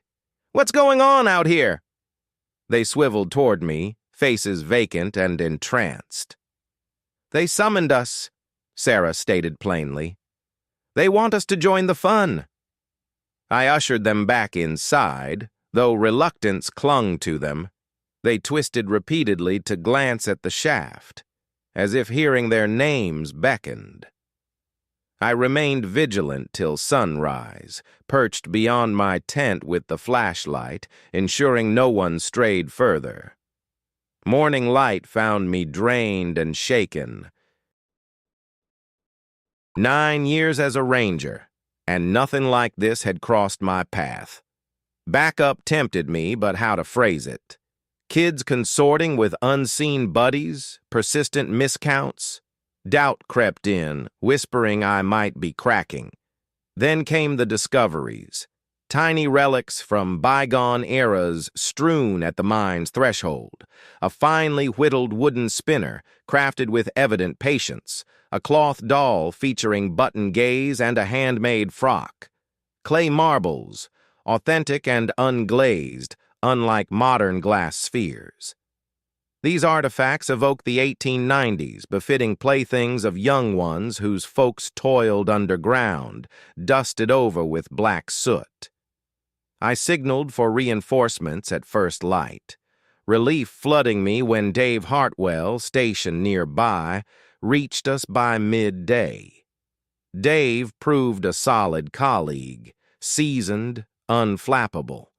He'd unravel this puzzle, I trusted. Upon his arrival, I briefed him swiftly. He absorbed it all calmly, jotting details, then launched his assessments. Soon enough, he verified the tally anomaly, 18 in the collective, 15 one by one. "It's unbelievable," Dave muttered, rubbing his temple. "I've checked it over 5 times, and the count stays the same." He also picked up on the kids' giggles echoing from the blocked-off mine opening. We approached it side by side, our flashlights in hand.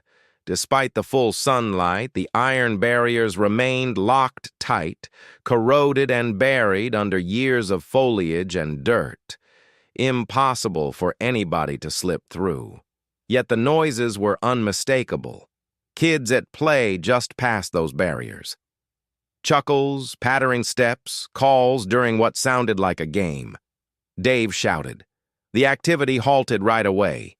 Total quiet. Then, roughly half a minute later, a faint voice replied. Dave and I exchanged glances. His complexion had drained of color. He murmured. We returned to the campsite to figure out our next move, but upon arrival we spotted several of our group in a ring, clasping hands with gaps in between. They chanted a tune unfamiliar to me, in that odd accent I'd caught on the radio. "What's that melody?" I inquired of Sarah. "The other kids showed it to us," she replied. "It tells of toiling in the hidden depths below." They claimed their parents forced them to labor there until the collapse happened. A chill gripped me. These youngsters somehow recalled the 1893 mine disaster. Dave drew me away. "I've got something important for you," he said, presenting a folder. I stopped at the Historical Society en route and inquired about the region. Check this out. Inside were old news articles and records spanning years. In 1923, 3 school children vanished during an outing near Copperhead Ridge. Their remains turned up a week on in a supposedly closed mine shaft. In 1934, 3 more went missing on a church outing, discovered deceased in that identical shaft. In 1955, 3 Boy Scouts met the same fate there under baffling conditions. Roughly every 2 decades, precisely 3 kids perished on Copperhead Ridge. The accounts noted that surviving group members had mentioned unseen companions prior to the losses. "We have to evacuate these children now," Dave urged. I nodded without hesitation.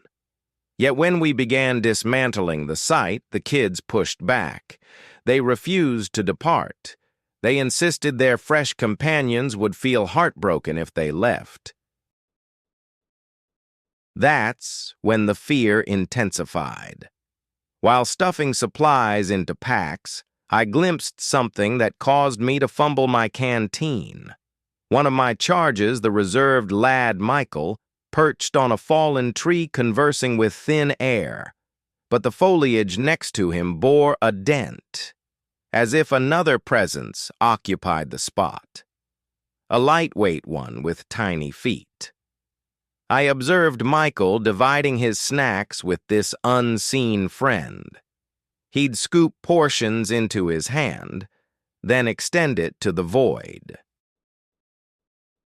The bits vanished gradually, as though tiny, invisible digits were snatching them. "Michael," I ventured gently, Do you see the one you're sharing with? He raised his eyes to mine, utterly solemn. He's Billy, 8 years old, stuck here since the cave-in. He's starving, Miss Cat. He mentioned not having a proper meal in ages. Then Michael cocked his head, as if attuned to a whisper. He asks if we could remain and frolic eternally. It's awfully isolating down there. Dave and I attempted to cordon off the mine access with cord, creating a secure boundary. But the youngsters gravitated toward it relentlessly. A mere 5 minutes out of sight, and 3 or 4 would cluster at the rope's limit, peering into the gloom past the corroded gates. The air near the mine grew increasingly frigid, despite the mild fall day. Our exhales formed misty clouds within 50 feet of the portal. That night, during meal prep, Dave seized my wrist. Underscore, underscore, quote underscore, 123, underscore, underscore, underscore, he breathed. By the campfire's dance, I discerned petite silhouettes shifting through our area. Forms the size of children, unattached to any of ours. These figures shifted on their own, occasionally gesturing to our group or directing toward the mine. Our children mirrored the motions, signaling as if deep in dialogue with the shadow sources. I attempted to dismiss it. Flickering flames, fire-cast illusions, my weary imagination conjuring phantoms. But Dave's sharp intake broke through. Our young Sarah was tossing a ball to an invisible partner. She'd lob it at a barren patch by the mine, and it returned from an unexpected angle, unbound by stones or trunks. An unseen force was intercepting the ball and hurling it right back. I stood there mesmerized as the sphere hovered suspended in the air for a split second before hurtling towards Sarah's waiting grasp. Right then, it hit me. This was way outside anything I'd learned in ranger school. Something sinister was unfolding on Copperhead Ridge, putting our young ones at grave risk. Near the stroke of midnight, I bolted awake to discover that half the group had vanished from their sleeping quarters. Dave and I snatched up our torches and dashed across the grounds, tallying everyone up. 7 youngsters remained tucked in their bags. 8 had disappeared. We spotted them clustered before the mine's doorway, clad only in night clothes, palms flat against the corroded iron barriers. They made no effort to force entry. Instead, they lingered motionless, as if attuned to some faint summons. Underscore, underscore, quote underscore 1, 24, underscore, underscore, underscore, I yelled. Underscore, underscore, quote, underscore 1, 25, underscore, underscore, underscore. They pivoted toward our voices, but their gazes held an unnatural haze. Far off and trance-like, reminiscent of somnambulists. Quote, 126, quote, murmured Tommy tonelessly. Quote, 127, quote, that's the moment I noticed them. 3 figures poised directly beyond the barriers within the locked tunnel. They appeared tangible and lifelike, yet their attire harked back to bygone days. Overalls for labor, sturdy footwear, fabric hats dusted with icy grime. Their skin was ashen and streaked with soil, and their eyes caught the glow from our lights like a beast's in the night. They motioned to our group, urging them nearer. Quote, 128, echoed one spectral youth from the depths below. Quote, 129. The flesh and blood kids began stretching through the bar's openings, straining to connect with the apparitions. Stop! I bellowed, seizing Sarah and yanking her away. "All of you, retreat now!" Yet the ethereal youngsters persisted. In a wave of dread, I saw the weathered gates warping and twisting, as if phantom grips were wrenching them from within. "It's parting," Dave whispered, his tone quivering. How could it yield like that? The long-shuttered portal to the mine was gradually prying apart. Dave and I eventually herded our charges back to safety, though they resisted fiercely at every turn. They wailed and pleaded to return, insisting their new companions required them. Drawing on what I'd gleaned from child behavior studies, I pieced together the puzzle. These spectral kids had perished in a horrific mishap more than 100 years prior. Isolated, terrified, and yearning for connection, they failed to grasp their own demise or the perils of the shaft. All they'd ever known was that bands of alive young visitors appeared on the ridge roughly every 2 decades, and they could lure a trio to join them indefinitely. "We need to evacuate," Dave urged. "At dawn, we'll gather our gear and trek to the vehicles." I nodded, though deep down I sensed the complication. The spirits had claimed live friends at last, and relinquishing them wouldn't come easy. By 3 a.m., the sound of youthful voices rose once more in song. The very melody our troop had picked up, about toiling in hidden depths. But now, the chorus emanated from within our sight itself. Every one of our 15 mortal children had emerged from their shelters, joining in with invisible counterparts. Their stares were vacant, entranced as if under a spell.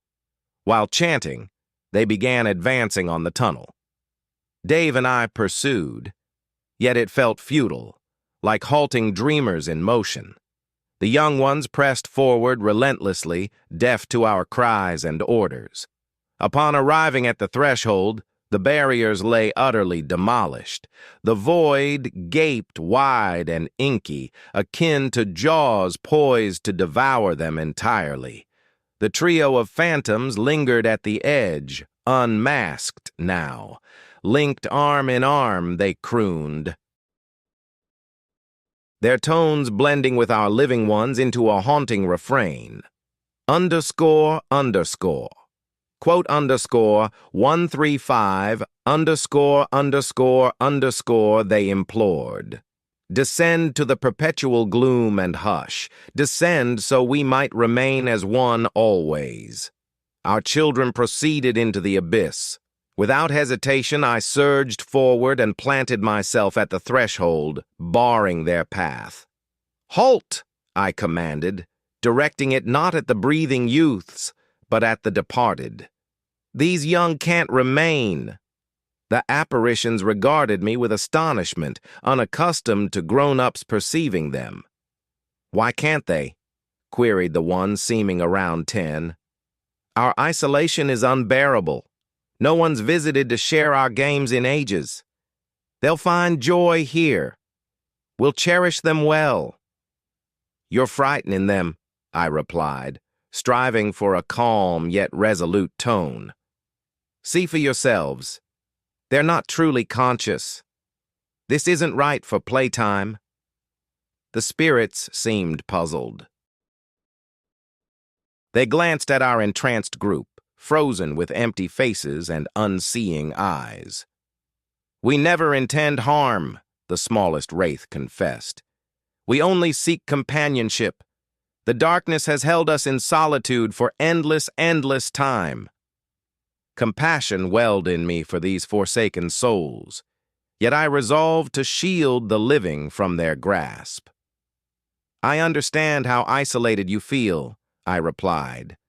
"What befell you was awful and unjust, no doubt about it. Yet these kids have parents who cherish them, futures ahead of them. You simply can't hold on to them." "But then who'd join us in our games?" The eldest spectral kid inquired, salty tears tracing paths over his grimy cheeks. "I'll keep your memory alive," I assured him. "I'll ensure folks learn the truth of this place. No more fading into oblivion for you." The phantom youngsters exchanged glances, then fixed their eyes on me once more. "You swear?" the tiniest one murmured softly. "I swear it." Gradually, the apparitions grew fainter, turning sheer under the moon's glow. As they vanished completely, the real children among us stirred, rubbing their eyes in bewilderment, as if rousing from a heavy slumber. From behind came a deep groan of shifting stone. The mouth of the mine was caving in, burying itself forever beneath heaps of rubble and soil. Once the haze cleared, no sign remained of any entrance whatsoever.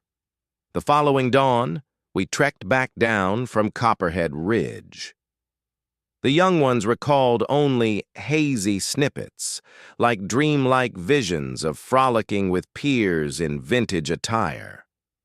I submitted a formal report on the event, citing hazardous mine instability and urging the site's indefinite shutdown for public protection. Naturally, I omitted any otherworldly aspects. Who'd take that seriously? Still, those 3 forlorn souls lingered in my mind, having endured more than 100 years yearning for companions. Digging into the 1893 disaster, I uncovered the victims' identities. Billy Morrison, 8 years old, Thomas Fletcher, 10, Mary Sullivan, 9. I persuaded the park authorities to erect a commemorative marker by the old shaft. Its inscription states, "Dedicated to the young lives claimed in the 1893 Copperhead Ridge mining tragedy, they remain remembered." Following that outing, I shifted to office-based roles and steered clear of youth outings thereafter. To my bosses, I claimed a shift toward paperwork suited me better, though honestly, the weight of it all proved too much. Suppose it recurred. What if I failed to shield them next time? Dave hung up his uniform ahead of schedule and relocated to Florida, craving endless sun and flatlands free of peaks. We exchange updates now and then, yet Copperhead Ridge stays off limits in our chats. Before long, fellow rangers noted eerie parallels at various Appalachian heritage spots, sites scarred by child fatalities from cave-ins, blazes in factories, or factory mishaps, following the identical sequence. Tourist youngsters would converse with unseen friends, and occasionally, 3 would slip away. Discreetly, the Park Service rolled out updated guidelines for outreach initiatives. Band night stays by tragedy, tied child loss locales, enforce constant pairings, ramp up radio contacts. It never made official memos, but the intent rang loud. In these ancient peaks, certain grounds cling fiercely to their departed and the young prove most at risk. These days, I'm pensioned off, settled in a quiet valley hamlet. I tend to that plaque, polishing it, and occasionally set down blooms. Meadow sorts a child from 1893 might have gathered. Now and then, my thoughts drift to those spectral trio, pondering if rest has finally come their way. I truly hope so. I pray they're not lingering in the shadowed depths beneath the peak, beckoning to every passing band of kids. Even so, I'd advise against pitching tents on Copperhead Ridge. And should you ever guide a pack of little ones through the wilds, double-check your head count. Tally them once, then again, because occasionally you might end up with extras beyond your initial group. That's your cue to grow uneasy. I'm Frank Ridgewater, though most folks just say Frank. For 18 years, I've patrolled the Blue Ridge Parkway, and my kin's stewardship of these hills stretches back further. Grandpa laid the first trails in the 30s, while Dad handled upkeep till his spine quit on him. You might say these ranges run through my veins. Come November 1989, I was 45, boasting a spotless record on mishaps. Over my ranger tenure, not a soul had vanished under my care. I'd extracted 67 from storm crises, aided cardiac episodes, dissuaded ledge leapers, and steered astray wanderers homeward. Sure, the terrain held perils, but it played even if you grasped its ways. My beat was Devil's Backbone, a twisting 20-mile ribbon hugging the wintergreen mountain's crest. Visitors invariably quizzed the moniker, and I'd explain it plain. From the valley floor, the outcrop resembles a massive backbone. No hocus pocus, merely the lay of the land. Still, townies spun their yarns, hushed tales of Cherokee phantoms and guardian wraiths, particularly after tippling at Murphy's Tavern. I brushed off such chatter. Practicality's my creed. Whenever accidents struck on Devil's Backbone, and they occurred more frequently there than elsewhere, I always pointed to slippery ice, thick fog, intoxicated motorists, or folks pushing their luck with speed amid tough conditions. The mountains couldn't give a damn about your timetable, and they'd end you in a heartbeat if you failed to show them proper deference. My ride was a 1985 Ford Ranger. Nothing extravagant, yet always dependable. I stocked it with tire chains, first aid kits, bags of road salt, signal flares, and a CB radio that linked up with dispatch when the signal cooperated. That radio proved crucial since cell service was spotty at best in these parts. Plus, the closest medical center sat a full hour distant, even under ideal skies. The November evening kicked off much like any standard alert. Warnings about an ice storm had circulated throughout the day, and come 6 o'clock, the mercury plunged 15 degrees within 60 minutes. That's the signal that chaos is inbound. Slick ice had already coated the pavement, transforming blacktop into a treacherous slide. Dispatch buzzed me at 7:30 p.m. about a family marooned somewhere on Devil's Backbone, 2 grown-ups and an infant trapped in their vehicle, facing some urgent health crisis. The info was patchy owing to their signal dropping repeatedly, yet headquarters pieced together that swift aid was essential. I geared up the truck, fitted the chains, and ventured into the gale. Gusts were already whipping past the pines, while pellets of ice pelted my glass like impatient knocks. My dash thermometer read 22 degrees and falling fast. Quote 144, quote, I radioed. Quote 145, quote. The response hissed through static. Quote 146, quote, that ought to have flagged the oddity of the evening right away. Over my 18 years on the job, no standard extraction had ever played out on Devil's Backbone, though I chalked it up to the weather amplifying the usual hassles. Climbing the winding path, my beams pierced the gloom, revealing frost accumulating on barriers and limbs overhead. Despite the chains, the surface grew treacherous, forcing me into a lower gear to avoid fishtailing.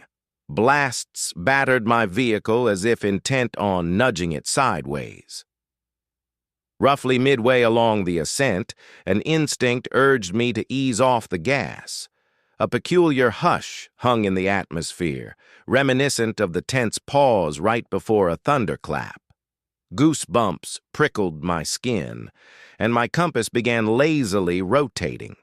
I dismissed it as atmospheric disruption from the tempest, but it left me on edge. Then the radio emitted a sound that chilled me to the core.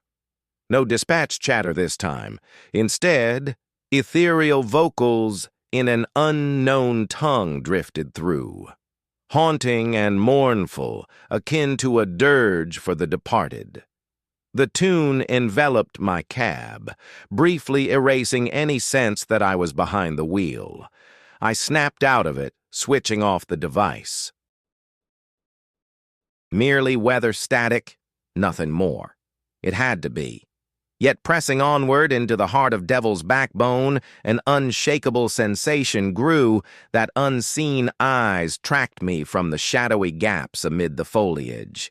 The freeze intensified mile by mile. Chains or no, the truck fish-tailed rebelliously. I'd navigated this route countless times, but that night it seemed altered, the bends displaced in some subtle way. After scouring for the trapped clan for more than 60 minutes, I at last spotted rear lights flickering amid the squall. Drawing nearer, though, my pulse hammered wildly. The vehicle wasn't merely immobilized, it teetered precariously over a precipice, suspended by an improbable barrier of ice wedged against the railing. Such a structure defied logic. I'd weathered innumerable icy blasts, and formations like that simply didn't occur. Far too dense and unyielding, it bore the full mass of the sedan as if forged from stone. I pulled over, snatching my rescue kit.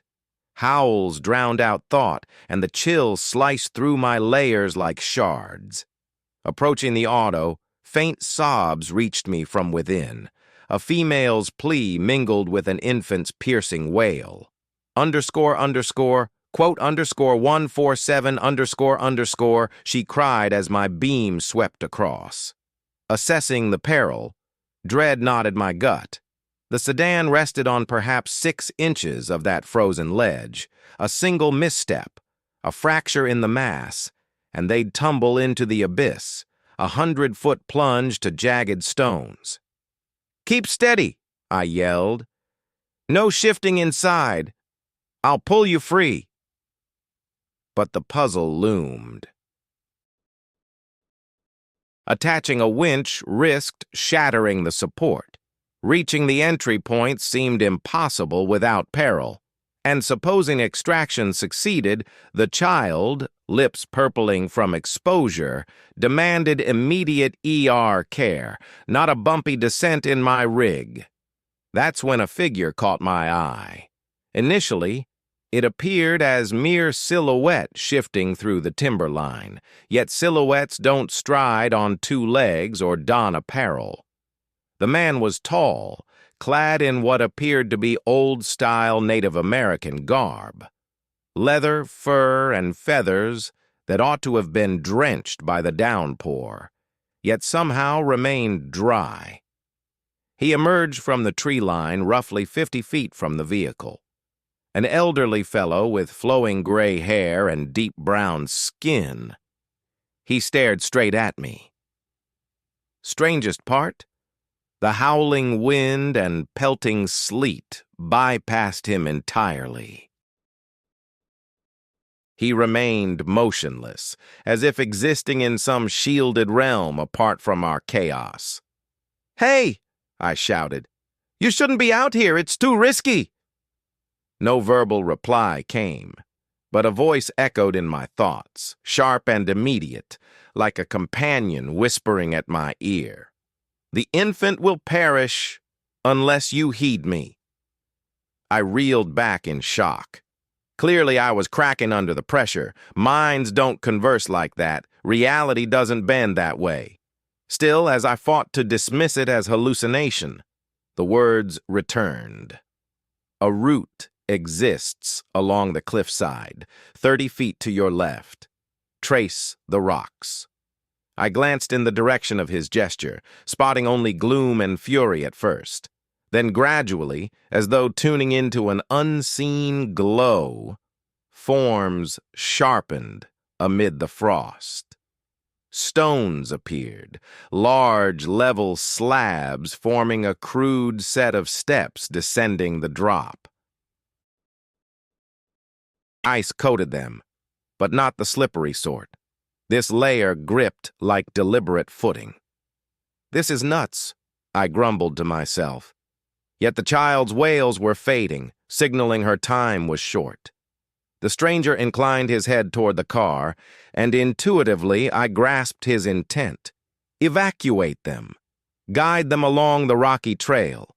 Believe it would support us. Quote 153, quote the mental voice assured.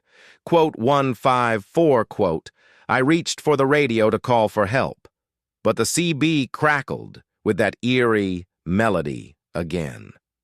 My compass needle whirled wildly. All gear had failed. Silence fell over the baby's cries, a void that sealed my choice. Whether delusion, spirit, or collapse, it didn't matter. The girl was fading fast, and if this outsider offered salvation, I'd seize it. I edged toward the car, probing each footfall. The frozen ledge bore my weight with a low groan. "I'm pulling you free," I assured the family via the window. "But we must hurry and proceed with caution." The dad, around 30, was gripped by terror. The young Greek mom clutched the unnaturally silent infant. "She won't stir," she murmured. "I can't rouse her." Hypothermia had set in. The little one was slipping away. I pried the door ajar without disturbing the balance. "We'll descend the cliff," I explained. "It seems mad. I get it, but it's our shot." "Down the cliff?" the father echoed. "Have you lost it? We'll plummet." I turned to the silhouette amid the pines. He lingered, observing, his aura oddly soothing my nerves. "Believe in me," I urged. "I've patrolled these ridges for 18 years. I know my stuff." Pure fabrication. I was utterly clueless.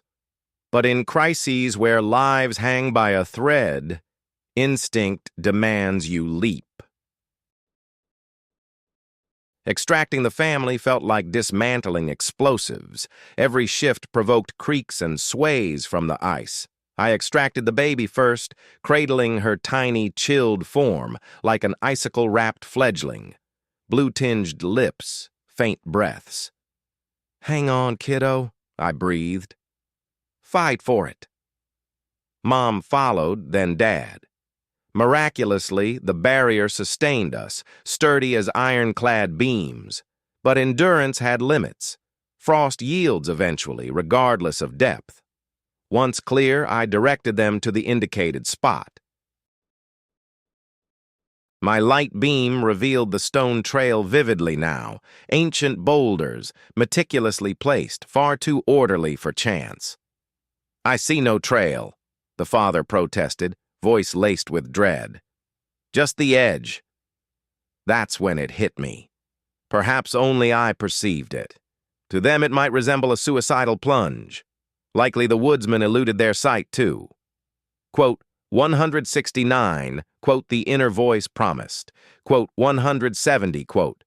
I pressed the group. Quote, 171. The mom eyed her daughter's ashen features and committed for everyone. "All right," she agreed. "We'll trail you." I advanced onto the topmost stone, baby secured against me.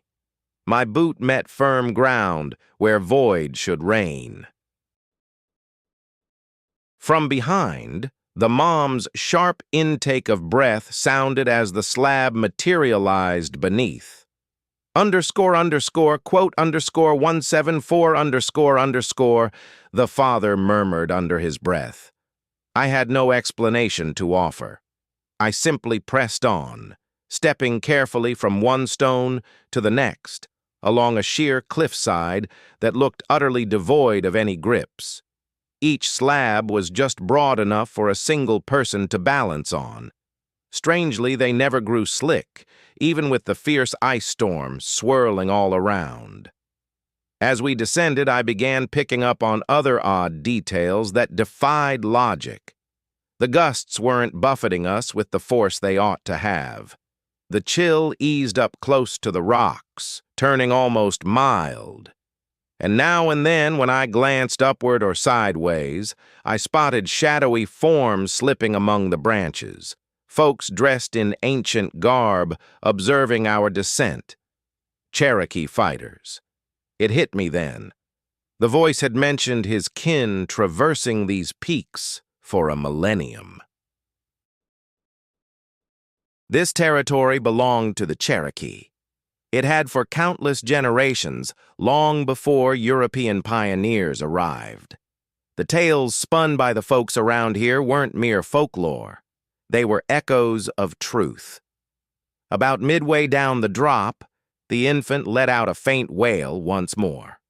It was feeble, yet a vast improvement over that eerie quiet before. Tears welled up in the mother's eyes, too, but now they stemmed from gratitude. "She's getting warmer," she murmured. "How's that happening?"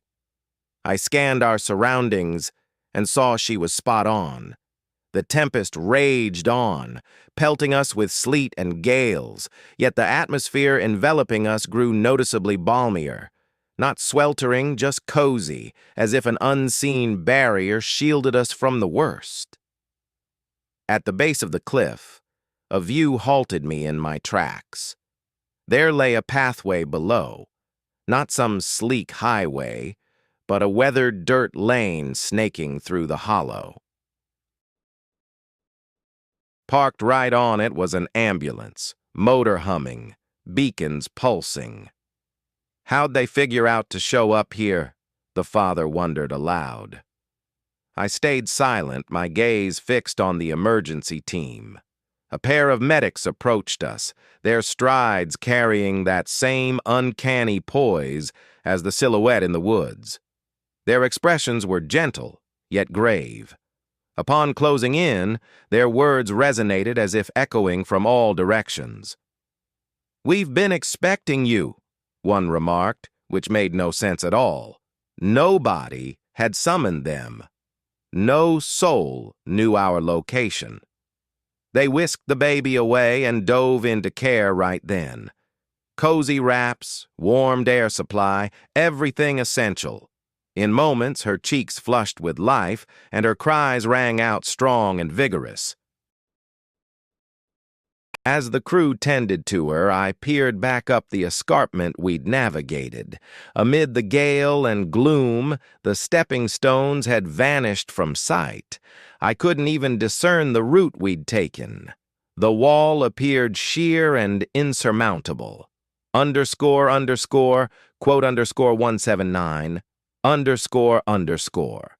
The sound came from over my shoulder this time, not just in my mind. I spun to find the Cherokee fighter beside the vehicle. He stood firm and tangible now, his voice audible to all. Quote, 180, quote, he stated. Quote, 181, quote. The family gaped at him, stunned. The mother hugged her child tighter. She breathed. He replied plainly. The father regained his composure. 85, 86. He stepped toward me, and a gentle heat emanated from him, akin to being near a hearth. Quote, 187. Quote, 88, I inquired. Quote, 189. The gale began to subside. Stars peeking through the thinning veil of clouds. The warrior tilted his head skyward and grinned. Underscore, quote, underscore 190 underscore, he noted. The ambulance stood primed, the medics ushering the family aboard. Yet before they departed, he halted them. Quote 191, quote, he instructed the operator. Quote 192, quote, 20 minutes. The clinic lay a full hour off via the primary route. Still, the driver inclined his head as if it were obvious, and the rig rolled off into the night. I lingered in the open space, tail lights fading from view, a profound solitude washing over me. Quote 193, quote I ventured to the warrior, quote 194, quote he replied, quote 195, quote with that he dissolved into the foliage as if he'd never materialized. I reached my truck precisely as the frost began to thaw. The tempest ceased as abruptly as it had erupted, with the mercury climbing swiftly in its wake. When I pulled up to the ranger outpost, traces of the gale were scarcely visible anymore. Yet the events lingered vividly in my mind, defying any rational account I'd try to give. During my debrief, I stuck to the basics, located the stranded group, escorted them to shelter. Rescue units arrived promptly. I omitted any talk of ancestral Cherokee presences, freakish frost patterns, or vanishing rock trails. Come dawn, I rang the medical center to inquire about the infant. She was thriving, unscathed as if peril had never touched her. Her kin had gone home mere hours later. But probing further about the paramedics who'd transported them, I hit a wall. The facility held no logs of a crisis dispatch from Devil's Backbone. Quote 196, quote the coordinator assured me. Quote 197, quote. That revelation ought to have chilled me to the core, but curiosity overtook any fear. I dove into Devil's Backbone lore, sifting through archived clippings and local annals. The discoveries upended my long-held views of these ridges. Back in 1756, colonial forces assaulted the final Cherokee settlement hereabouts.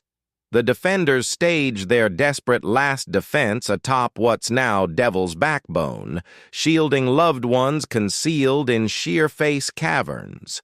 Though vastly outnumbered and outmatched in firepower, they held the line. All perished in the fray, yet their sacrifice granted many an avenue to flee. Folklore held the ground accursed thereafter. Pioneers attempting to till it endured barren harvests, livestock ailments, offspring vanishing amid the timber. The eventual roadway snaking through it tallied more fatalities than any comparable Virginia route. Still, certain tales diverged. They whispered of enigmatic interventions, improbable endurance, wanderers ushered from harm by ethereal shapes that materialized and dissolved like vapor. The oldest record I unearthed dated to 1892, a stagecoach plummeting off the escarpment, its occupants doomed, or so it seemed. An itinerant cleric chronicled in his diary how shadowy seraphs bore the survivors across unseen spans woven from lunar glow. I turned my focus to crash data from Devil's Backbone. Over my tenure, fatalities had steadily declined annually. Incidents persisted, but with diminished gravity. Survivors emerged from wrecks that spelled certain doom. Disoriented trekkers rediscovered their paths. Subtler signs caught my eye, too, overlooked until now. Indigenous trail sigils. Ancient rock cairns I'd chalked up to maintenance crews. Stray offerings of pipeweed by the berm, deposited by unseen hands. A subtle haze of timber fire on stagnant breezes. 14 days post the freeze, another alert pulled me to Devil's Backbone. A young climber, barely out of her teens, who'd tumbled during an ascent, shattering her limb in multiple spots. I discovered her beneath a 30-foot drop, cradled on a thick layer of needles and lichen that had miraculously broken her descent. She should have been gone, but she remained alert, she recounted as I approached. An elder instructed me to stay put till aid arrived, said you'd be along. Which elder? I pressed, suspecting the truth. The one in native garb, Cherokee style. He's over yonder. Her gesture swept toward vacancy, yet I pivoted and glimpsed him clear as day, the very sentinel from the storm's chaos. He inclined his head my way before melting into the foliage. In that instant, clarity dawned. These watchers revealed themselves not solely to me. They aided all who faltered on Devil's Backbone. They'd vigilantly shielded sojourners through the ages, averting calamity where possible. Most folks simply reaped the wonders, uncanny endurance, fortuitous dodges, cryptic salvations, blind to the source. My edge stemmed from heritage. My lineage had stewarded these peaks for generations. My grandsire grasped the warden's pact, upheld the pacts of old. The Cherokee essences relied on the ridgewaters to amplify their benevolence. The climber mended fully in time. The storm-tossed household mailed a note of gratitude, enclosing a snapshot of their child, vibrant and beaming. Mishaps along Devil's Backbone kept waning, yet I sensed the true reckoning loomed. The sentinel had intimated that demise held no finality amid unfinished duties. At 45, with 18 years of perilous highland extractions behind me, weariness etched into my frame. Inevitably, a mishap would claim me beyond recovery. I only wished, when it struck, I'd stand among the sentinels rather than those they shielded. It's been 3 years since that fateful evening on Devil's Backbone, and I've adjusted my approach to the work considerably. I continue answering distress signals, extracting folks from wrecks, and leading bewildered trekkers to security. These days, though, I collaborate with unseen allies. Each month, I place tobacco offerings at the ancient Cherokee trail signs. I've grown adept at spotting their presence, the unexpected heat amid chill air, a root materializing right on cue, whispers carried by the breeze in the Cherokee tongue. I'm delving into the language myself, piecing together their messages. They're usually cautions. Peril up ahead, secure route this way, foul weather brewing. Fellow rangers are starting to probe, intrigued by my unrealistically stellar rescue record, how survivors emerge from mishaps on my turf that prove deadly elsewhere. I explain it as gaining a deeper insight into the terrain, and there's truth to that. The local Cherokee Tribal Council has taken notice of me. 6 months back, Elder Mary Swimmer visited the station to express gratitude for upholding the ancient pacts. She gifted me a ceremonial tobacco pouch and showed me the correct ritual for offerings. Plus, she shared tales handed down from her grandmother, accounts of white settlers partnering with Cherokee entities to safeguard wayfarers along these steep paths. "Your grandfather was a fine soul," she remarked. "He grasped that certain matters transcend racial divides. They're rooted in reverence for the earth and those who sacrificed for it." When I inquired about the number of these sentinels, she just grinned. "However many are required. Spirits of protectors who perish in service linger on to continue the vigilance. That's the Cherokee tradition. Incidents on Devil's Backbone have plummeted nearly to 0. While other parkway segments endure their quota of collisions and losses, my portion stands as Virginia's most secure mountain byway, State authorities credit enhanced upkeep and superior signage. They're not entirely off base. Just last month, a dispatch tied everything back together.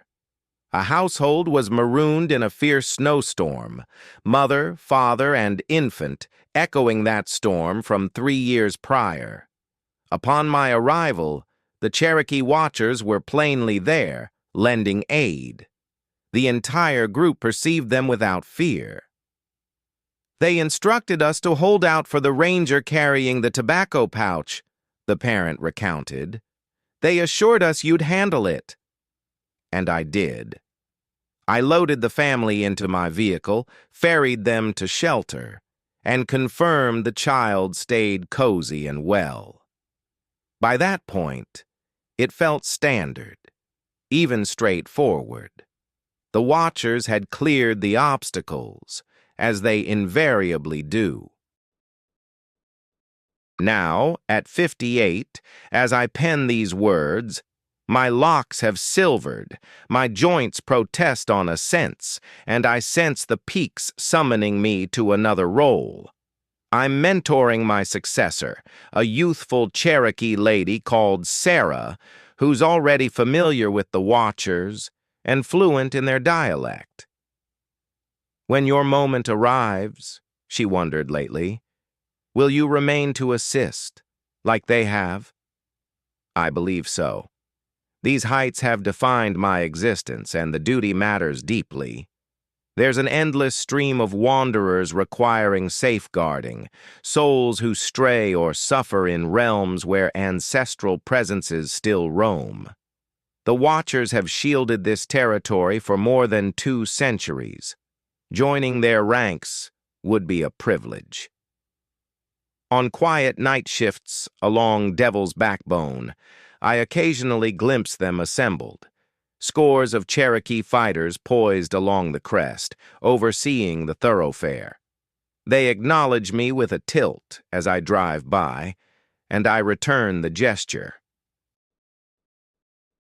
We're united in purpose these days, ensuring safety amid hazards, preventing needless loss where rescue remains possible.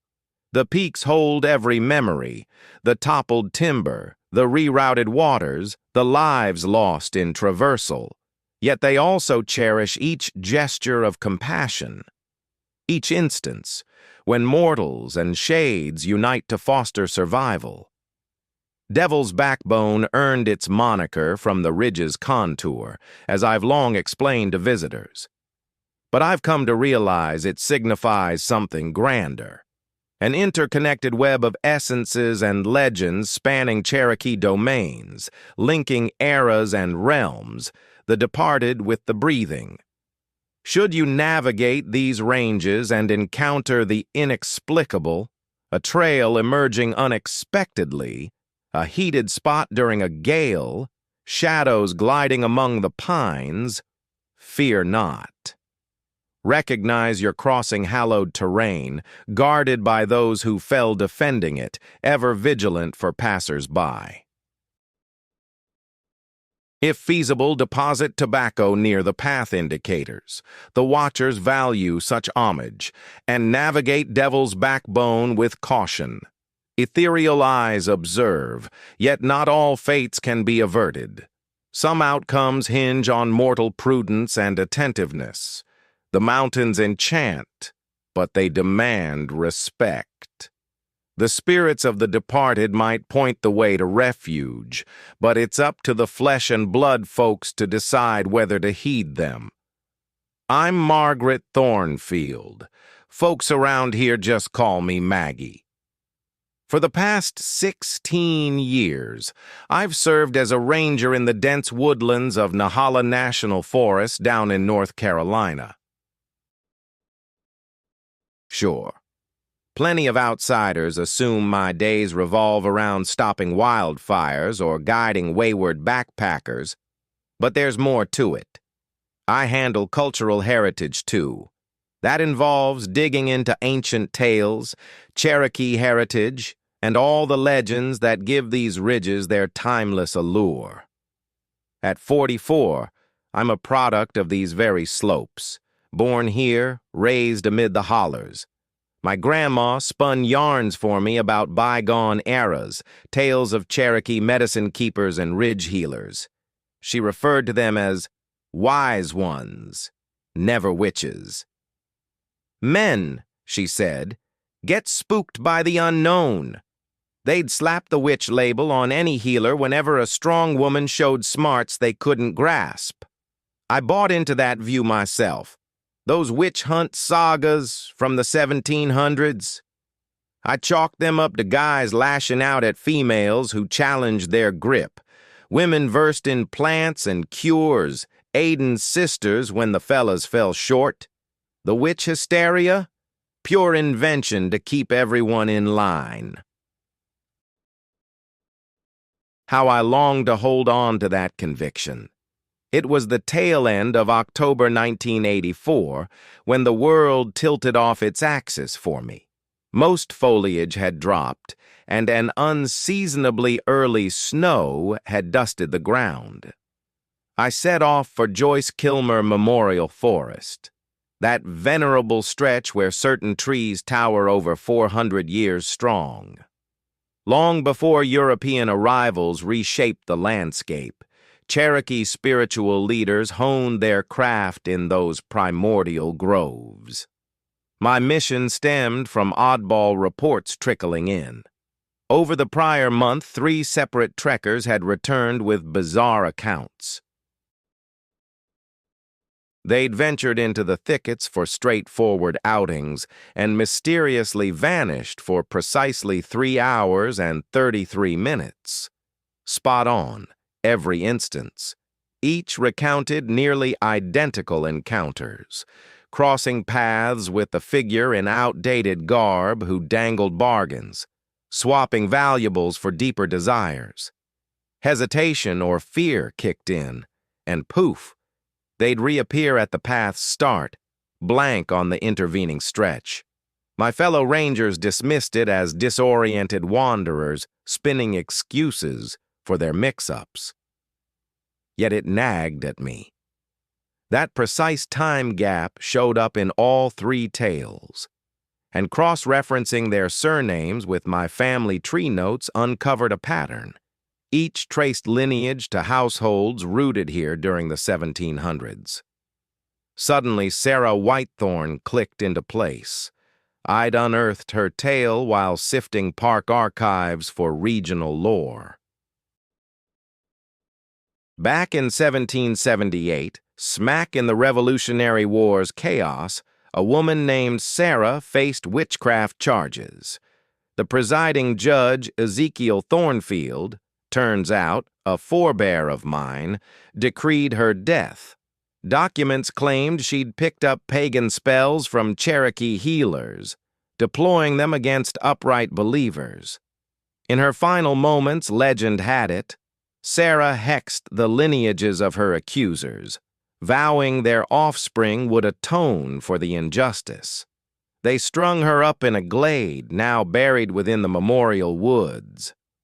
I'd filed it away as yet another tragic case of fearful simpletons dooming an harmless soul.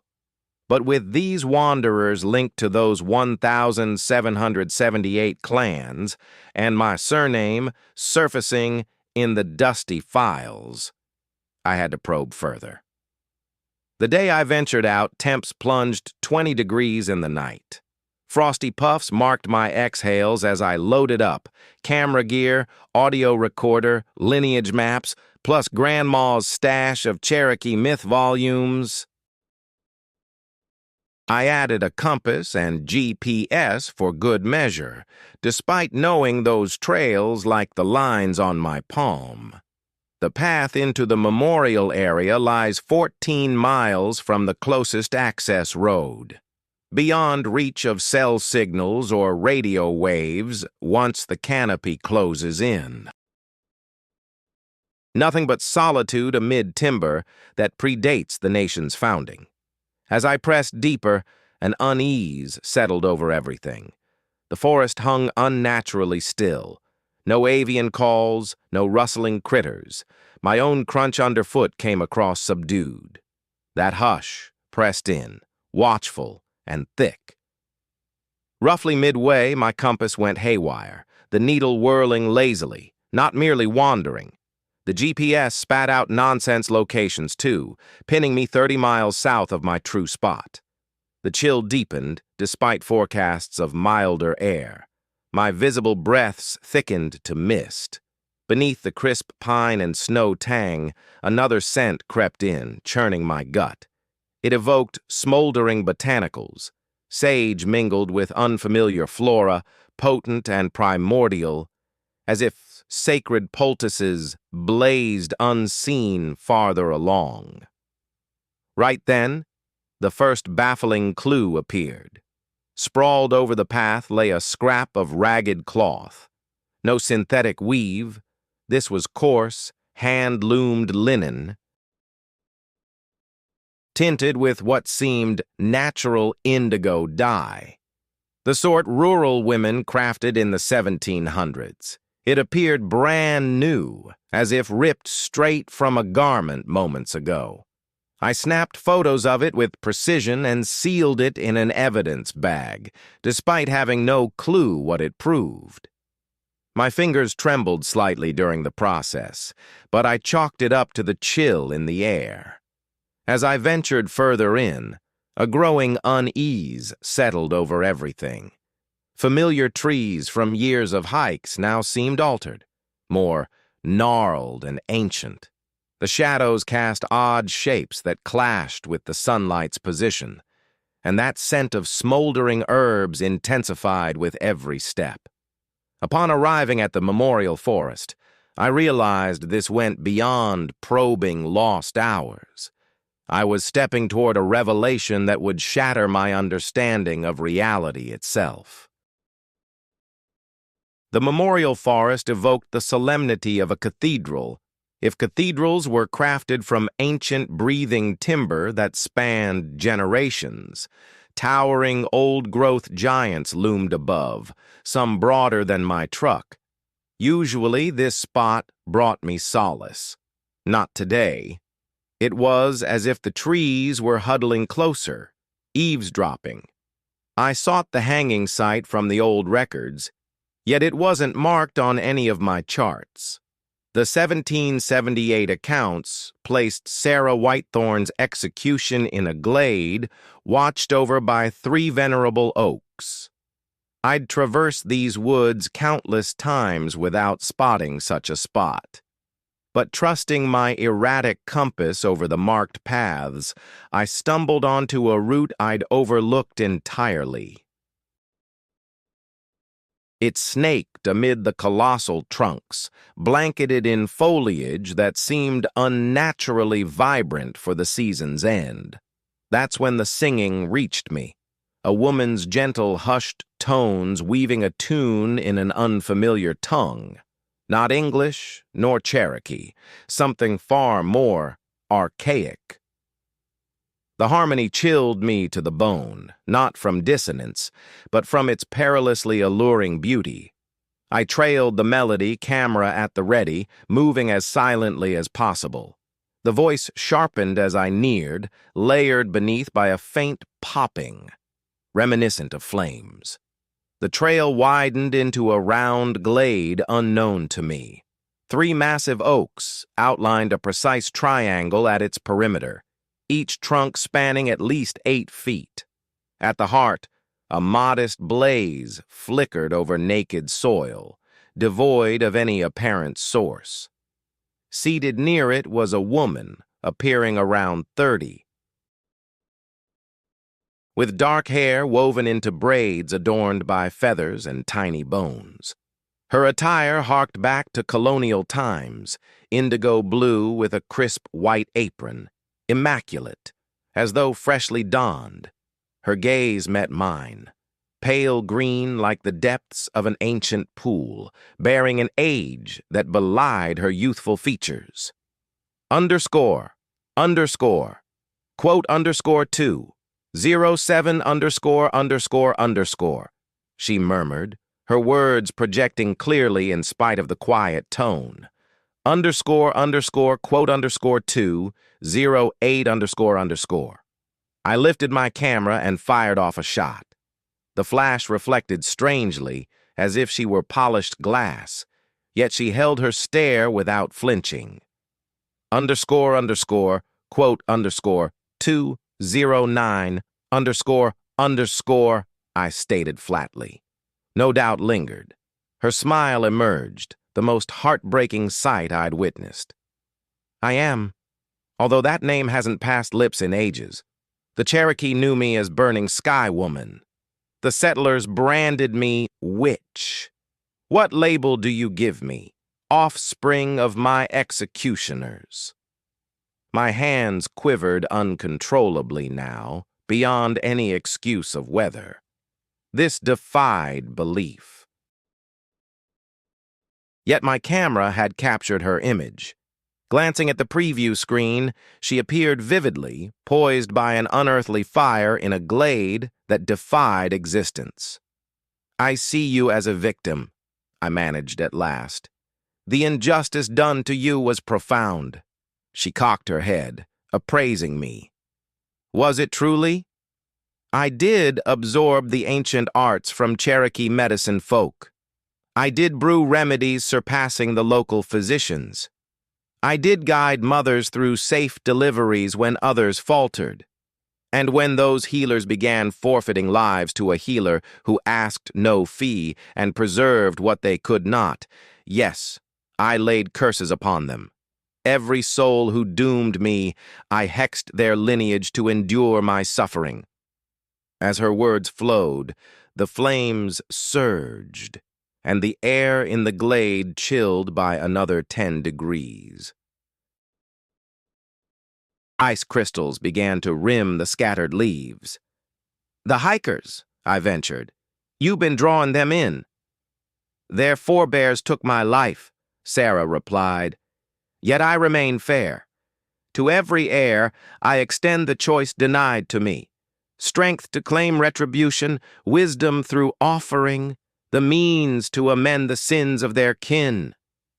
She rose, and with her movement the glade transformed.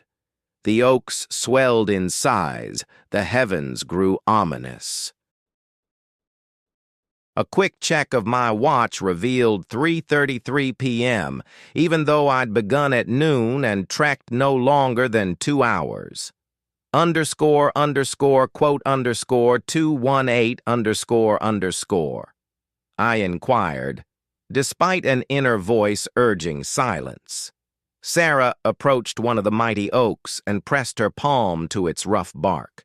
The tree quivered, its surface abruptly etched with deep inscriptions, Cherokee script intertwined with unrecognizable runes. Underscore, underscore, quote underscore 219, underscore, underscore, she explained. Skills with plants, manipulating the weather, glimpsing across timelines and conversing with spirits long gone, the talent to mend what appears beyond saving and shield the vulnerable from harm. Your forebears stripped that gift from existence when they ended my days. Yet you hold the power to restore it. Absorb the wisdom I once held. Wield it to aid others. Just as I sought to do. What price must I pay? Retribution for all who carry the blood of my betrayers. They owe a debt for their forebears' crimes. Not their blood. I'm no monster like they were, but they need to taste the dread I endured, the utter powerlessness, the realization that everything can shatter in a heartbeat. That isn't justice, I countered. It's vengeance, plain and simple. And where lies the line between? My secrets perished with me. Countless mothers agonized through labor without the remedies labeled sorcery. How many souls perished because terrified men raised what they feared to grasp? I refuse to harm the blameless. Then you're his mirror, she concluded at last. precisely like your forebear, too pious to embrace what must be done. With a sweep of her hand, time unraveled beneath me. The grove whirled in chaos, the oaks reverting to saplings, the heavens gleaming brighter. When the whirl steadied, I found myself in that identical spot, yet altered. It was 1778, and I witnessed my own lineage damning Sarah Whitethorn to her end. I lingered in the very same glade, though now it brimmed with midsummer life and throngs of onlookers. Folks from the colonial days, clad in coarse garb, their expressions etched with dread and fury. At the heart rose a crude scaffold, and atop it loomed Judge Ezekiel Thornfield. He bore an uncanny resemblance to my father in his prime, the firm chin, the unyielding gaze. But where my dad exuded warmth, this figure exuded icy command. "Sarah Whitethorn," he intoned, "you face charges of witchcraft, of mingling with pagan entities, and of afflicting upright believers with your infernal malice." I shifted to behold the defendant, and there stood Sarah, transformed. Younger in appearance, her tresses unbound and cascading, bound at the wrists behind her, yet she held her posture firm and fearless. "I am charged with curing the ill and guiding mothers through safe deliveries," she responded, her words resonating over the assembly. "If such acts brand me a witch, then I claim the title with pride." Grumbles rippled through the gathering, though I spotted hesitant expressions, perhaps those touched by her aid. Judge Thornfield, my kin from generations past, brought down his gavel with a thunderous crack. "Your craft stems from the Cherokee savages. You concoct elixirs and weave incantations. Martha Henley claims you hexed her spouse with ailment after he spurned your unholy charges. Martha Henley's man batters her without mercy. Underscore, quote, underscore, 236, underscore. I supplied her with roots to halt another conception, lest he slay her over a babe too frail for toil. His torment is the rot of his own remorse. You confess to the forbidden rites. You confess to dealings with otherworldly forces. The penalty is execution by noose, to proceed without delay. Heed this, offspring of Thornfield. Witness how righteousness withers under the tyranny of panic. I lay this malediction upon you, quote 241, quote, upon every lineage present, every kin who abets the slaying of the pure. Your heirs shall taste my torment.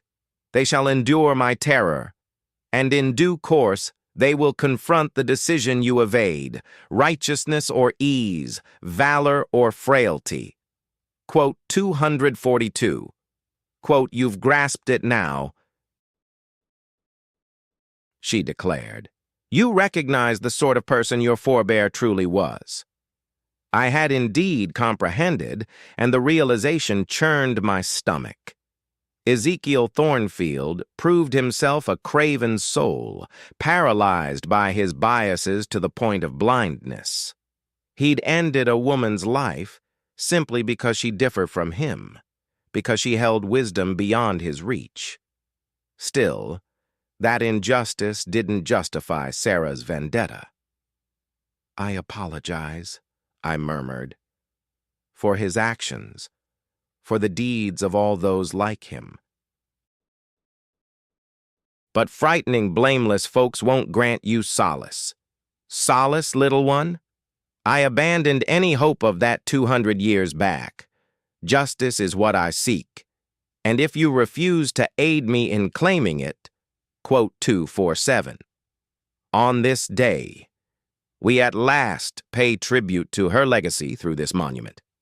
Quote 248. This possibility exists. Quote, 2:49. Embrace my offer, and such a destiny unfolds for you. Deny it, and you'll carry the burden forever of knowing you might have altered fates. The scene morphed. In this iteration, I envisioned myself as an elderly figure instructing girls in the arts of plant-based remedies. They absorbed my lessons eagerly, mastering techniques that mended ailments. Ancient lore, vanished for ages, revived under my guidance. You hold the potential to mend the afflicted, Sarah breathed. As I once did, as I long to continue. Consider the mothers lost to labor pains after my departure. The youngsters racked by illnesses I might have vanquished.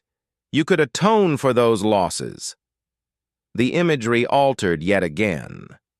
There I was in a medical ward, clasping the hand of a fading young parent amid complications baffling the physicians. But here, I possessed the remedy.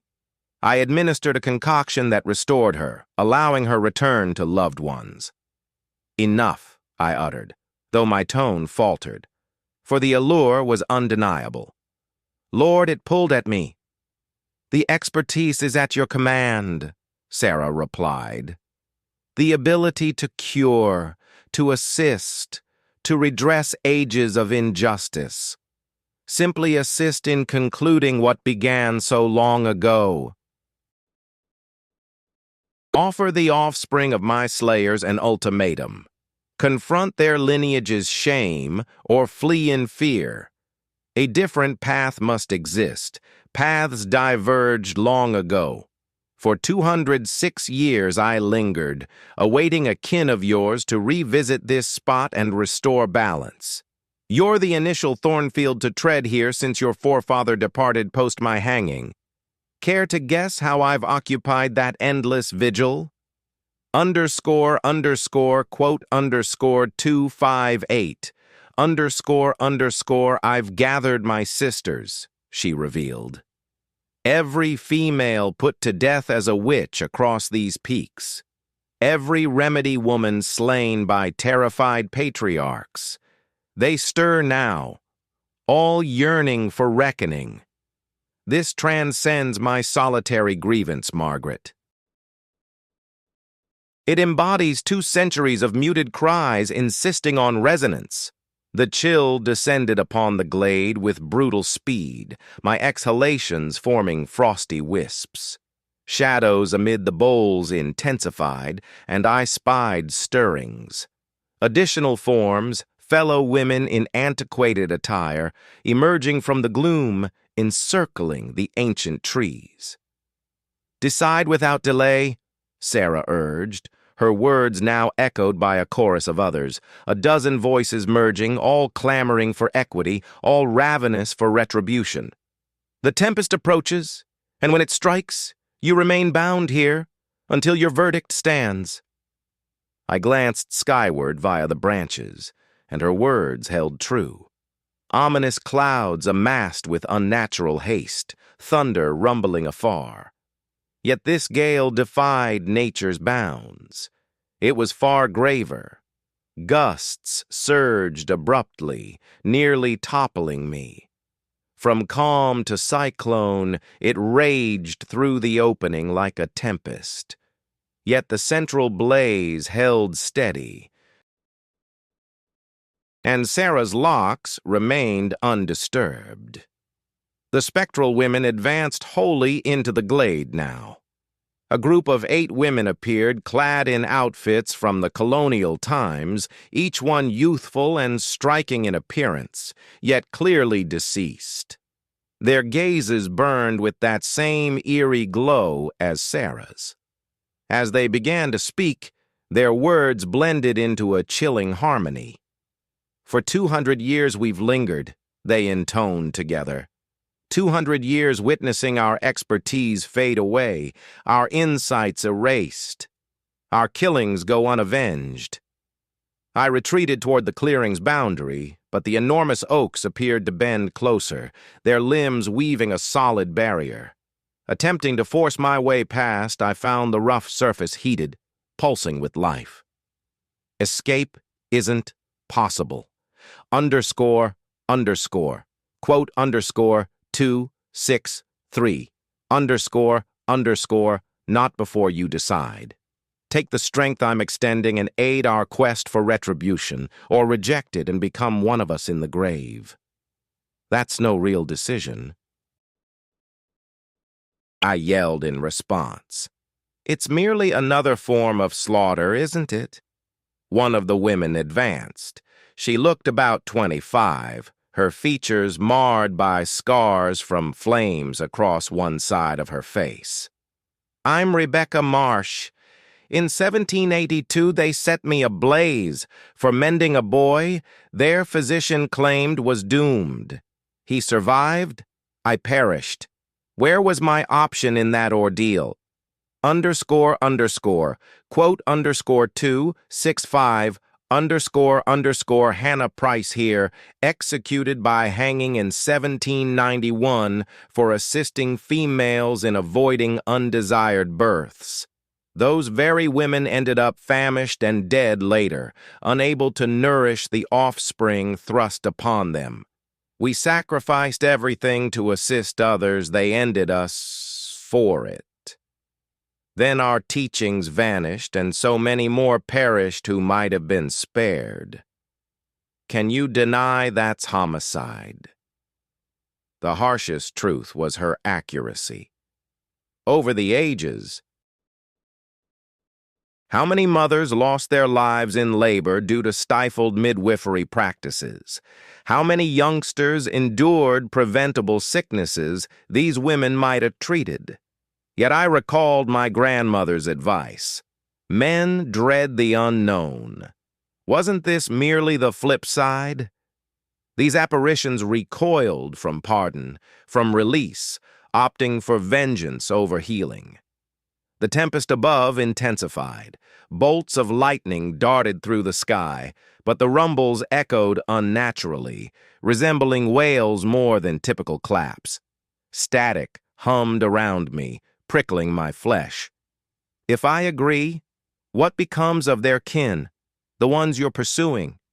Precisely what do you inflict on them? Underscore, underscore, quote, underscore 269, underscore, underscore.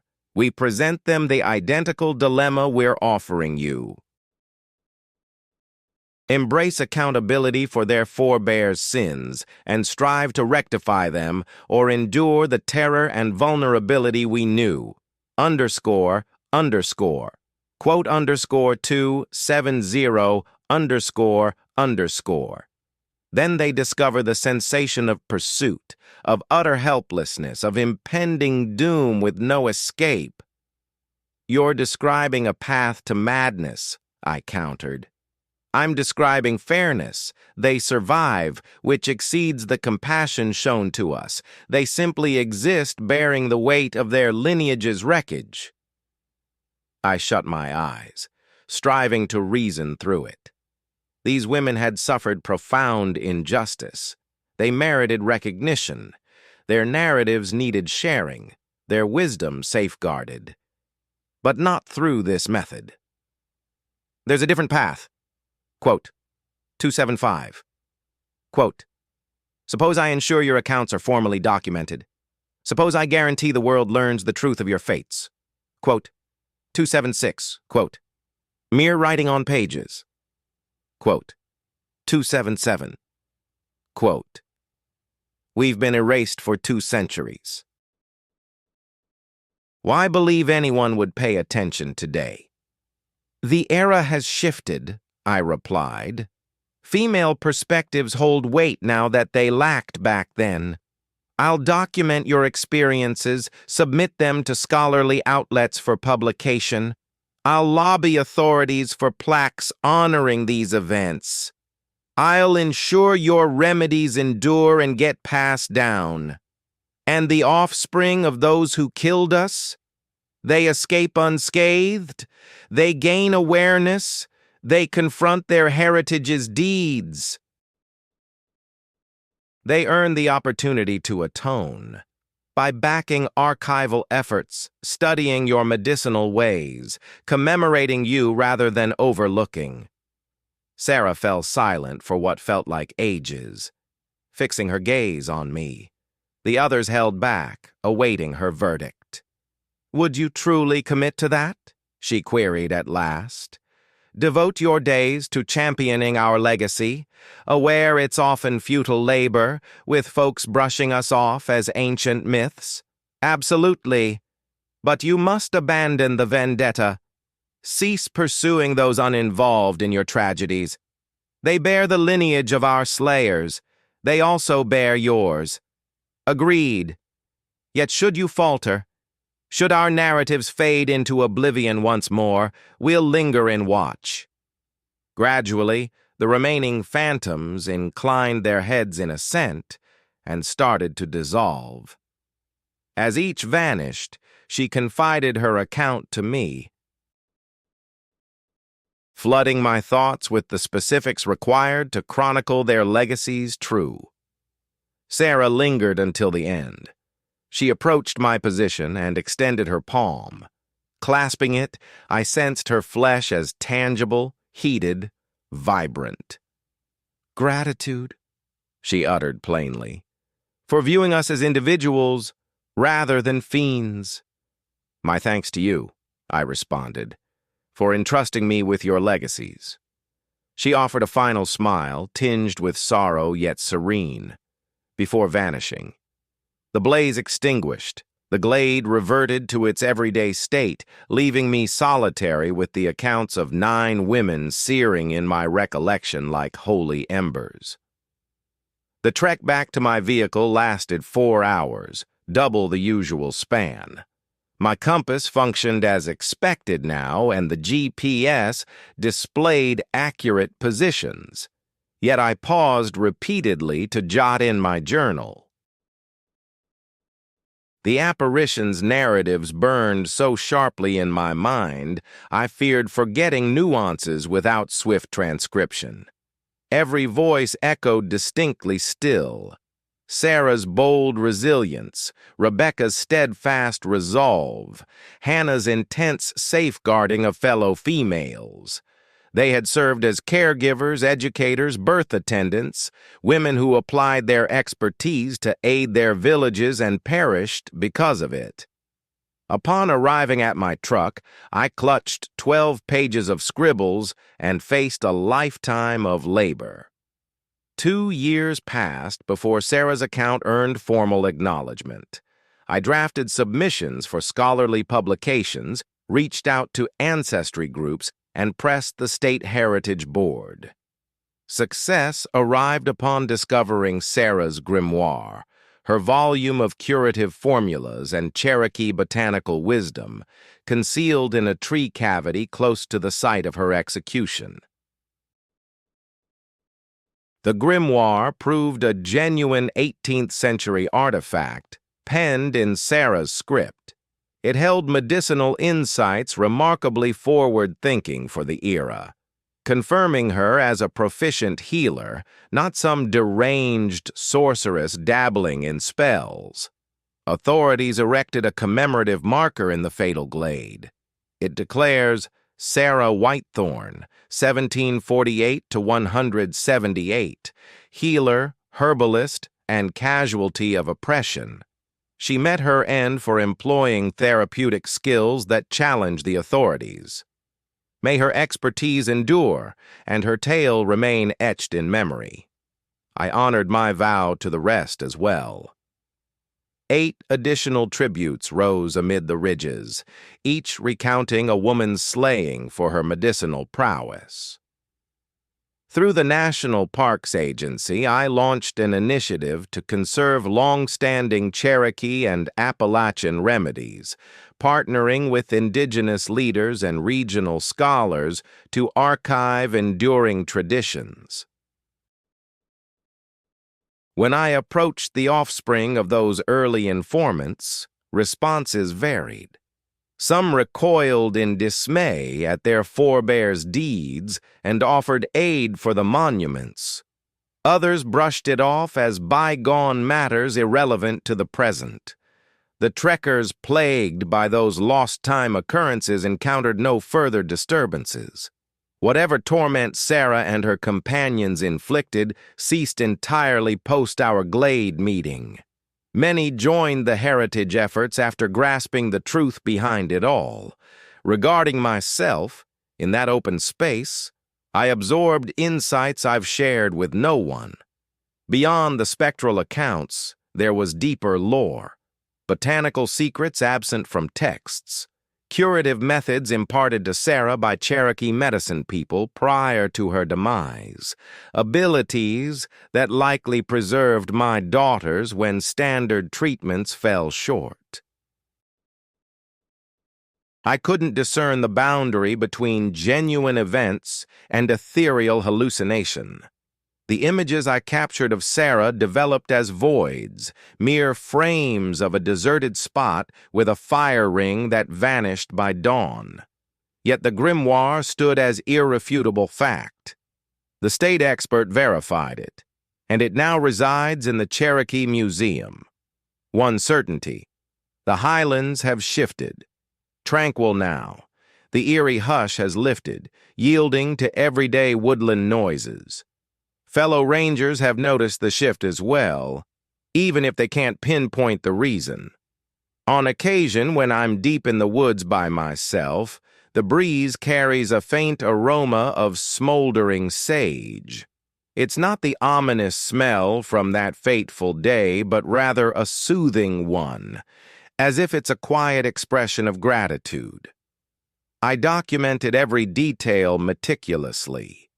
Naturally, those notes are stored in the National Park Service's archives, right alongside the historical records we unearthed. Someday, scholars to come will be able to explore the unvarnished truth, rather than the polished narrative that portrayed the persecutors as noble guardians of the faith. Yet during those late-night sessions, poring over the documents, my mind drifts to the tales we still haven't brought to light. Just how many other women in the Appalachians lost their lives because of what they knew? How many restless souls remain, hoping for recognition of their suffering and the safeguarding of their insights? These ranges are ancient, holding on to echoes from ages past. The account of Sarah Whitethorn formed only a single strand in a vast weave of hidden lore and women's wisdom, shattered by superstition and narrow-mindedness. I've got another 16 years before I hang up my badge. Plenty of time, I figured, to unearth a handful of those buried narratives, to install additional commemorative markers, and to ensure that a few more insightful women endure in the annals of time. After all, the departed won't remain silent indefinitely. Often, they simply require a voice from the living to share their experiences and affirm to the world that they existed, that they held value, and that their teachings merited protection. And if you tune in closely to the mountain winds, their murmurs of hidden truths still reach those bold enough to commit them to paper. The effort presses on. The narratives linger, eager to emerge. Deep within the timeless woodlands of the Appalachians, the ghosts of slain wise women find a measure of solace, aware that at last their pleas have been heeded and their identities etched into memory.